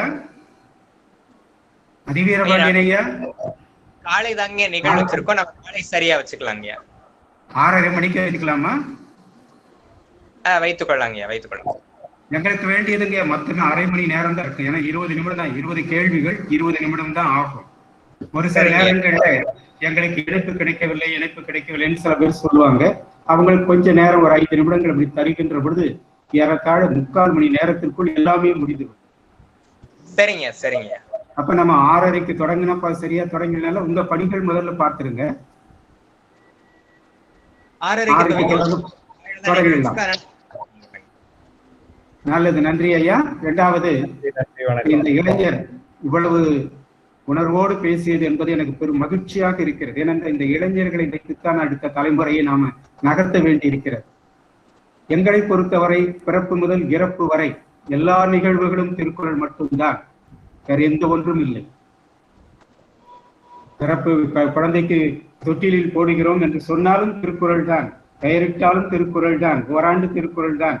இறப்பில் என்று சொன்னாலும் உங்கள் துணைவியார் இறந்த பிறகு கூட நீங்கள் பார்த்தீங்கன்னா 1330 முரட்பாக்களை முற்றோதல் செய்ய வைத்து அதன் பிறகு அவர்கள் வண்டியிலே ஏற்றும் பொழுது எல்லோரும் கடவுள் வாழ்த்தை சொல்ல வைத்து அதன் பிறகு திருக்குறள் ஓதிக்கொண்டே போவார்கள். அதன் பிறகு கடைசியிலே அந்த எரிவூட்டுவதற்கு முன்பு எல்லோரும் நிலையாமை அதிகாரத்தை ஒரு சேர எல்லோரும் சொல்லிய பிறகுதான் அவர்கள் எரிவூட்டுவதற்கு அனுப்புவோம். ஆக ஒவ்வொரு நிகழ்வும், என்னுடைய பிள்ளைகள் 3 பேர் மருத்துவர்கள், அத்தனை பேர் நிகழ்ச்சியும் மிகப்பெரிய அளவில் எல்லா அமைச்சர் பெருமக்கள், பெரிய பெரிய துணைவேந்தர் பெருமக்கள் எல்லாம் வந்து நடத்துவார்கள். அத்தனை பேரும் திருக்குறள் வழியில் தான், ஒவ்வொரு குறள் சொல்லிதான் அவர்கள் வருவார்கள். சின்ன சின்ன செயல் தான். ஒருத்தர் மாலை எடுத்து கொடுப்பார், மாலை எடுத்து கொடுப்பதற்கு முன்பு ஒரு குறள் சொல்லி மாலை எடுத்து கொடுப்பார், அவ்வளவுதான், பேச்செல்லாம் இருக்காது. ஒருத்தர் அந்த உறுதிமொழி படிப்பார், ஒரு குறள் சொல்லிட்டு அவர் உறுதிமொழி சொல்ல மணமக்கள் சொல்வார்கள். இப்படித்தான் நடக்கும். எல்லாமே திருக்குறள் தான், அதை தவிர்த்து வேறொன்றும் இல்லை. வாழ்த்த வருகிறார்கள், அதை ஏனும் பொருள் கொடுக்க வருகிறாருன்னா ஒரு குறள் சொல்லி பொருள் கொடுக்காம அனுமதிக்குமே தவிர குறள் சொல்லனா போங்க உங்க பொருள் வேண்டான்னு. ஆக இப்படித்தாங்க பிறப்பு முதல் இறப்பு வரதுக்கெல்லாம் நூல்கள் போட்டு இருக்கிறோம். எல்லாவற்றுக்கும் நூல்கள் உண்டு எங்களிடம். நீங்கள் கூட பின்னால் நான் மீண்டும் இந்த கொரோனா காலம் முடிந்த பிறகு அச்சிட்டு உலக நாடு முழுவதும் பரப்ப வேண்டும் என்று நினைக்கிறோம். எல்லா நிகழ்ச்சிகளும், குடும்ப நிகழ்ச்சிகள் அனைத்தையும் திருக்குறள் வழியில் எப்படி நடத்துவதுன்னு ஒவ்வொன்றுக்கும் நாங்கள் தனித்தனியாக கொடுத்திருக்கிறோம். நிகழ்ச்சி 1, 2, 3, 4 என்று ஒவ்வொரு நிகழ்ச்சியும் முறைப்படுத்தி நூல்கள் வழங்கி இருக்கிறோம். நானே 1330 நூல்கள் அச்சடித்து எல்லாருக்கும் அன்பளிப்பாக தமிழ்நாடு முழுவதும் அனுப்பினேன். அதன் பிறகுதான் தமிழ்நாடு முழுவதும் நான் திருமணங்களை நடத்தி வைத்தேன். இளங்குமரனார் தான் எனக்கு முன்பு அதிகமாக நடத்தி வைத்தார்கள். அதன் பிறகு நான் தான் தமிழகத்தில் பெரும்பாலும் திருமணங்களை எல்லாம் திருக்குறள் வழியில் நடத்தி வைத்தோம். ஆகவே நாம் இனி வருகின்ற காலம் என்பது எல்லாமே திருக்குறள் வழியில் தான் என்ற நிலைப்பாடு உலகம் முழுவதும் எழ வேண்டும். அதற்கு உண்மையாக நாம் இருக்க வேண்டும், நாம் நடத்தி இருக்க வேண்டும். அதனால என்னோட 3 பிள்ளைகள் மருத்துவமனையின் பேராசிரியர்களாக இருக்கிறார்கள். ஒரு சென்னையில் இருக்கிறார், ஒருவர் அடுக்கம்பாறை வேலூரில் இருக்கிறார், ஒருத்தர் மான்செஸ்டர் இங்கிலாந்தில் இருக்கிறார். அத்தனை பேர் திருமணமும் திருக்குறள் வழி, எல்லாமே திருக்குறள் வழியான எங்களுக்கு வேற எதுவுமே எங்களுக்கு தெரியாது. ஆனால் எல்லா மதத்தினுடைய சிறப்பு கூறுகளும் ஒடுங்கடங்கியதாக அந்த திருமண முறை இருக்கும். அதான் அது முக்கியத்துவம். ஆக அப்படிப்பட்ட முறையை நாம் உலகம் முழுவதும் பரப்புவோம். அதற்காக நம்முடைய அதிவீரபாண்டியன் போன்ற இளைஞர்களை எல்லாம் இணைத்துக் கொண்டு அவர்களுக்கும் துணையாக இருந்து எப்படியெல்லாம் நாம் வழி நடத்தலாம் என்பதையெல்லாம் செய்து கொண்டு நாம் செல்லலாம். நாளைக்கு இன்னொன்று நான் சொல்ல வேண்டியது, சான்றோர் பெருமக்கள் அந்த பட்டதாரிகளாக முனைவர் பட்டம் பெற்றவர்கள், உதவி பேராசிரியர்கள், முதல்வர்கள் என்று இருக்கின்றவர்கள் திருக்குறள் மூதறிஞர் குழுவில் இணையலாம் என்று நாங்கள் கொடுத்திருக்கிறோம். ஏறத்தாழ 306 பேர் பதிவு செய்திருக்கிறார்கள். 156 பேர் பெயர் முகவரிகளை எல்லாம் கொடுத்திருக்கிறார்கள். உங்களுடைய பெயர், நீங்கள் பெற்ற பட்டம், நீங்கள் பெற்ற பதவி, உங்களுடைய முகவரி, உங்களுடைய அலைபேசி எண், மின்னஞ்சல் எண் எல்லாவற்றையும் திருக்குறள் மூதறிஞர் குழு என்பதிலே அருள்கூர்ந்து உலக நாடு முழுவதும் கொடுத்து விடுங்கள். இப்பொழுது ஒரு நிகழ்ச்சி செய்திருக்கிறோம். என்ன நிகழ்ச்சி என்றால், முனைவர் பட்ட ஆய்வு செய்து கொண்டிருக்கின்றவர்களும் உள்ளே வந்து சேரலாம். இளம் முனைவர் பட்டம் எம்ஃபில் அதை முடித்தவர்களும் உள்ளே வந்து சேரலாம் என்று ஒரு விதி உடனே நாளை மறுநாள் கொடுத்து விடுவேன். எல்லோரும் இணையுங்கள். நாம் வள்ளுவத்தை எல்லா வகையிலும் கொண்டு செல்ல காத்திருக்கிறோம். ஏனென்றால் அரசு எங்களை நம்பி கலைஞர் 20 ஆண்டுகளாக என்னிடம் ஒப்படைத்தார்கள் வள்ளுவர் கோட்டத்தை. 1000 ஆய்வரங்குகள் நடத்தினேன். ஏறத்தாழ அங்கு மட்டும் 250 நூல்கள் வெளியிட்டோம். அங்கு வழங்கப்பட்ட ஆய்வுகளை மட்டுமே 250 நூல்களாக கொண்டு வந்திருக்கிறோம். ஆக அந்த வகையிலே இன்னும் பல கூறுகளாக நாம் கொண்டு செல்ல வேண்டியிருக்கிறது. அரசை மையப்படுத்தி திருக்குறளுக்கென்று ஒரு பல்கலைக்கழகம் உருவாக்க வேண்டியிருக்கிறது. ஆனால் கலைஞருடைய வாரிசு தான் வந்திருக்கிறார். கலைஞர் கண்ட கனவுகள் திருக்குறள் கனவுகள் என்று தனி பேச்சு ஒன்று கொடுக்க போகிறேன். அது எல்லா இடங்களிலும் கொண்டு வரப்போகிறேன். திருக்குறளுக்கென்று ஒரு பல்கலைக்கழகம். வள்ளுவர் கோட்டத்தை புனித தளமாக மாற்ற வேண்டும். இன்னைக்கு வணிக தளமாக இருக்கிறது, அது புனித தளமாக மாற்றப்பட வேண்டும். திருக்குறள் தேசிய நூல் என்கின்ற எழுச்சி உண்டாக்க வேண்டும் என்ற அரசோடு சார்ந்த 3 பணிகளை மேற்கொள்ள இருக்கிறோம். அதன் பிறகு 7 பணிகள் தனியாக நாங்கள் வரையறுத்து அந்த புலனத்திலே கொடுத்திருக்கிறோம். எல்லோரும் சேருங்கள். ஒரு கை சேர்ந்து ஒலித்தால் பெரிய ஒலி ஏற்பட்டு விடாது. ஒரு 100 பேர் சேர்ந்தால் பெரும்பயன் கிடைத்து விடாது. 100,000 பேர் சேர வேண்டும். அப்படி சேர்ந்தால் உலக நாடு முழுதும் மிக பெரும் எழுச்சியை, திருக்குறள் தேசிய நூல் என்ற பெருமிதத்தை ஐநா சபையிலே நம்ம ஐக்கிய நாடு சபையில திருக்குறள் தேசிய நூல் உலக நூல் என்று அறிவிக்க இருந்தார்கள். அதை யாரோ உள்ளே புகுந்து அதை அழித்து விட்டார்கள். அந்த எண்ணத்தை சிதைத்து விட்டார்கள். அதுக்கு நான் அதிகமாக போக நினைக்கவில்லை. போனால் அது கட்சி மாற்றங்கள் ஆகிவிடும். ஆனால் அதே மீண்டும் அந்த சபையிலே அங்கே இருக்கின்ற நிலையிலே திருக்குறள் உலக நூல் என்று அறிவிக்கின்ற ஒரு விழா மீண்டும் கொண்டாடப்படும். அதற்கு விரைவிலான ஆக்கப்பூர்வமான செயற்பாடுகள் எல்லோரும் சேர்ந்து செய்து கொண்டிருக்கிறார்கள். யுனெஸ்கோவில் அது 2020 ஆகஸ்டில் 6-7 தேதிகளில் நடக்க வேண்டிய ஒன்று. அதை சாயம் பூசி அழித்து விட்டார்கள். அதனுடைய பொருள் உங்களுக்கு புரியும் என்று நான் நினைக்கிறேன். ஆனால் அதே எழுச்சியில் உலக நூல் என்று அறிவிக்கப்படும், திருக்குறள் தேசிய நூல் என்ற எழுச்சி ஏற்படும். அதுக்கான அத்தனை முறைகளையும் வகுத்து கொண்டிருக்கிறோம். வகுப்போம், உங்களோடு அத்தனை பேரோடு இணைந்து வகுப்போம் என்று சொல்லி நாளை மீண்டும் 6:30 மணிக்கு நாம் சந்திக்கிறோம். முறைப்படி நன்றி கூறுவதற்கு இப்பொழுது வருகிறார்கள். இப்பொழுது அவர்களை அழைக்கிறோம். ஐயா நன்றி நன்றி. நேரம் கடந்து போது நன்றி. வீரபாண்டியன் ஐயா அவர்கள் ரொம்ப நேரம் அனைவருக்கும் முறையாக நன்றி உரை சொல்லிடுங்க. அனைவருக்கும் முறையாக நன்றி தெரிவித்து விடைபெற திருக்குறள் பேராசிரியர் முருகவேல் அவர்கள் சுவிட்சர்லாந்திலிருந்து வருகை வந்திருக்கிறார்கள். அவர்களை அன்போடு அழைக்கிறோம். ஐயா முருகவேல் ஐயா வாங்க. முருகவேல் ஐயா வணக்கம். வணக்கம் வணக்கம். 1330 இன்று 7 நாள் இந்த திருக்குறள் உலக திருக்குறள் ஆய்வு மையம் நடத்திய இந்த ஆய்வரங்கு கருத்தரங்கிலே பங்கு கொண்ட இணைந்த எல்லோருக்கும் முதல் வணக்கம். இன்று நான் ஐயாவினுடைய முதல் நாள் உரையினை மிகவும் ஆறுதலாக, ஆழமாக, அவதானிப்புடன் கவனித்ததிலிருந்தே நான் இந்த ஊழ் என்ற சொல்லுக்கு உலகு எனக்கு ஏற்படுத்தியிருந்த தாக்கத்திலிருந்து விடுபட்டேன், தெளிந்தேன். அதை நான் சக்கரவர்த்தி ஐயாவுக்கு வெளிப்படுத்தி இருந்தேன். எனவே நான் கல்வி அறிவு என்பதை இப்படித்தான் அறிகின்றேன். மாணவர்களுக்கு நான் இப்படித்தான் சொல்வேன், அறியாததை அறியுமிடம் பாடசாலை, பள்ளி, பல்கலைக்கழகம். ஆகவே படித்தவன் என்ற அந்த செருக்கோடு நாங்கள் இருந்து கொண்டாம இருந்தால் எதையும் அறிந்து கொள்ள முடியாது. ஆகையாலே அந்த அறிய வேண்டும் என்பதுதான் முதலாவது அறிவாக நான் கருதுபவன். அந்த வகையிலே இந்த அறிவை உலகத்துக்கு, அதாவது திருக்குறள் என்ற மூலத்தை கொண்டு உண்மையான அறிவை உலகத்துக்கு கொடுத்து கொண்டிருக்கின்ற மிக சிறந்த அறிவு வல்லோன் மதிப்புக்குரிய பேராசிரியர் முனைவர் திரு மோகனராச ஐயா அவர்களுக்கும் என்னுடைய மரியாதை கலந்த கனதியான வணக்கத்தை சுவிட்சர்லாந்து தமிழர்கள், உலக தமிழர்கள் சார்பாக என்னுடைய வணக்கத்தினை சிறப்பாக தெரிவித்துக் கொள்ள விரும்புகின்றேன். அடுத்து இங்கே இந்த நிகழ்வுக்கு இந்த நேரத்தை கருத்தில் கொண்டு பொதுவாக இங்கே சுருக்கமாக இந்த மோகனதாஸ் ஐயாவுக்கும் திருக்குறள் சக்கரவர்த்தி ஐயாவுக்கும் மற்றும் இங்கே இந்த இளையவராக இருந்து கொண்டு தொழில்நுட்பத்தை வசதியை ஏற்படுத்தி கொடுத்திருக்கின்ற மதிப்புக்குரிய தம்பி திரு வி அதிவீர பாண்டியன் அவர்களுக்கும் என்னும் ஐயா குறிப்பிட்டிருந்தார் முதல் நாள் உரையிலே. அதாவது திருக்குறள் சக்தி ஐயா தூங்காமல் உழைத்து இதை ஏற்பாடு செய்தாலும் அவருடைய பெயரை நான் மறந்து விட்டேன், என்னவருடைய கருணையாலும் இது சிறப்பாக நடந்து கொண்டிருக்கின்றது என்று அவருக்கு நான் இங்கே நன்றியை கூறி, சிறப்பாக சிறுமி குமாரிகளாக இங்கே இணைந்து சுவிட்சர்லாந்திலே இருந்து திருக்குறள் வாழ்த்து ஓதிய அந்த இரு சிறுமிகள் குமாரிகளுக்கும் சிறப்பாக நான் நன்றியை கூறிக்கொள்ளுகின்றேன். அவருடைய அம்மாவில் ஒருவர் கௌரி பாபு இணையர் அவர்களுக்கும் சுவிட்சர்லாந்திலே இருப்பவர் என்பதால் நான் சிறப்பாக நன்றியை தெரிவித்துக் கொள்ளுகின்றேன்.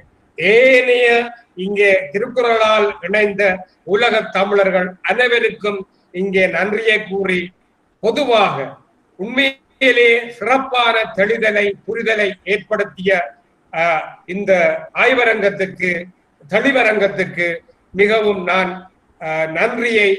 நன்றி மறப்பது நன்று அன்று நன்று அல்லது அன்றே மறப்பது என்ற குறளை எண்ணிக்கொண்டு அந்த நன்றியுணர்வோடு நன்றியுரையினை இங்கே கூறிக்கொள்ளுகின்றேன். இங்கே சில கருத்துக்களை நான் நன்றியுரை ஊடே பதிவு செய்ய விரும்புகின்றேன். இந்த தொழில்நுட்ப காலத்திலே இது இன்று நாங்கள் தமிழர்கள் இந்த ஒருவர் மறைந்தால் அவரை புதைப்பும் தமிழருடைய அந்த ஆதி முறையால் தான் இன்றும் பல சான்றுகள் கீழடி வரை எங்களுக்கு கிடைத்துக் கொண்டிருக்கின்றது.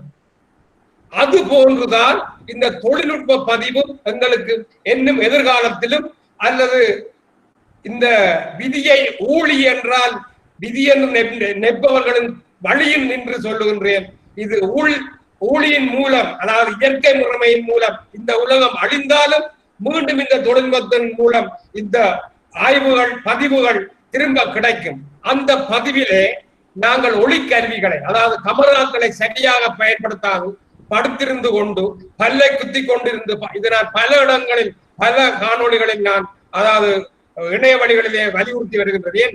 தமிழர்களுடைய அரங்கம் என்றால் எப்படி இருக்க வேண்டும்? ஒரு ஆடற்கலை அரங்கத்துக்கே அதாவது அந்த நூல், அதாவது அந்த ஆடலரங்கம் அப்படி இருக்க வேண்டும் என்று அந்த நூல் அவ்வாறான படிமுறைகளை கூறுகின்றது சொன்னால், எங்களுடைய தமிழர்களுடைய இந்த அரங்கங்கள், அறிவியல் அரங்கங்கள் எப்படி இருக்க வேண்டும், அதற்கு நாங்கள் எப்படி மதிப்பு கொடுக்க வேண்டும் என்ற பண்பு இருக்க வேண்டும். அரண் போல் கூர்மையர் உடையவரேனும் மரம் போல்வர் மட்கட்பண்பில்லாதவர் என்ற குறளை நான் இந்த இடத்திலே வலியுறுத்த விரும்புகின்றேன். எவ்வளவு கற்றவர்களாக இருந்தாலும் இந்த அந்த இணைய வழியை நாங்கள் எவ்வாறு பயன்படுத்த வேண்டும், எவ்வாறு பதிவு செய்ய வேண்டும் என்ற நுண்ணியம் பார்வை எங்களிடம் இருக்க வேண்டும். ஒருவர் உரையாற்றுகின்றார் என்றால், கருத்தை தருகின்றார் என்றால், அதை எங்கள் முகத்தாலும் நாங்கள் கேட்பவர்களாக காண்பிக்க வேண்டும். ஆகையாலே நாங்கள் எங்களுடைய ஒளிக்கருவியை நிறுத்திவிட்டு வேறு அலுவலில் இருக்கின்றோம் அல்லது கவனமாக இருக்கின்றோம் என்றாலும் ஒளிக்கருவியை நிறுத்துதல் என்பது இந்த சபை ஒழுங்குக்கு முறையாக. ஆகையாலே 100 பேர் என்று இங்கே காண்பிக்கின்றது, தற்போது 55 பேர்.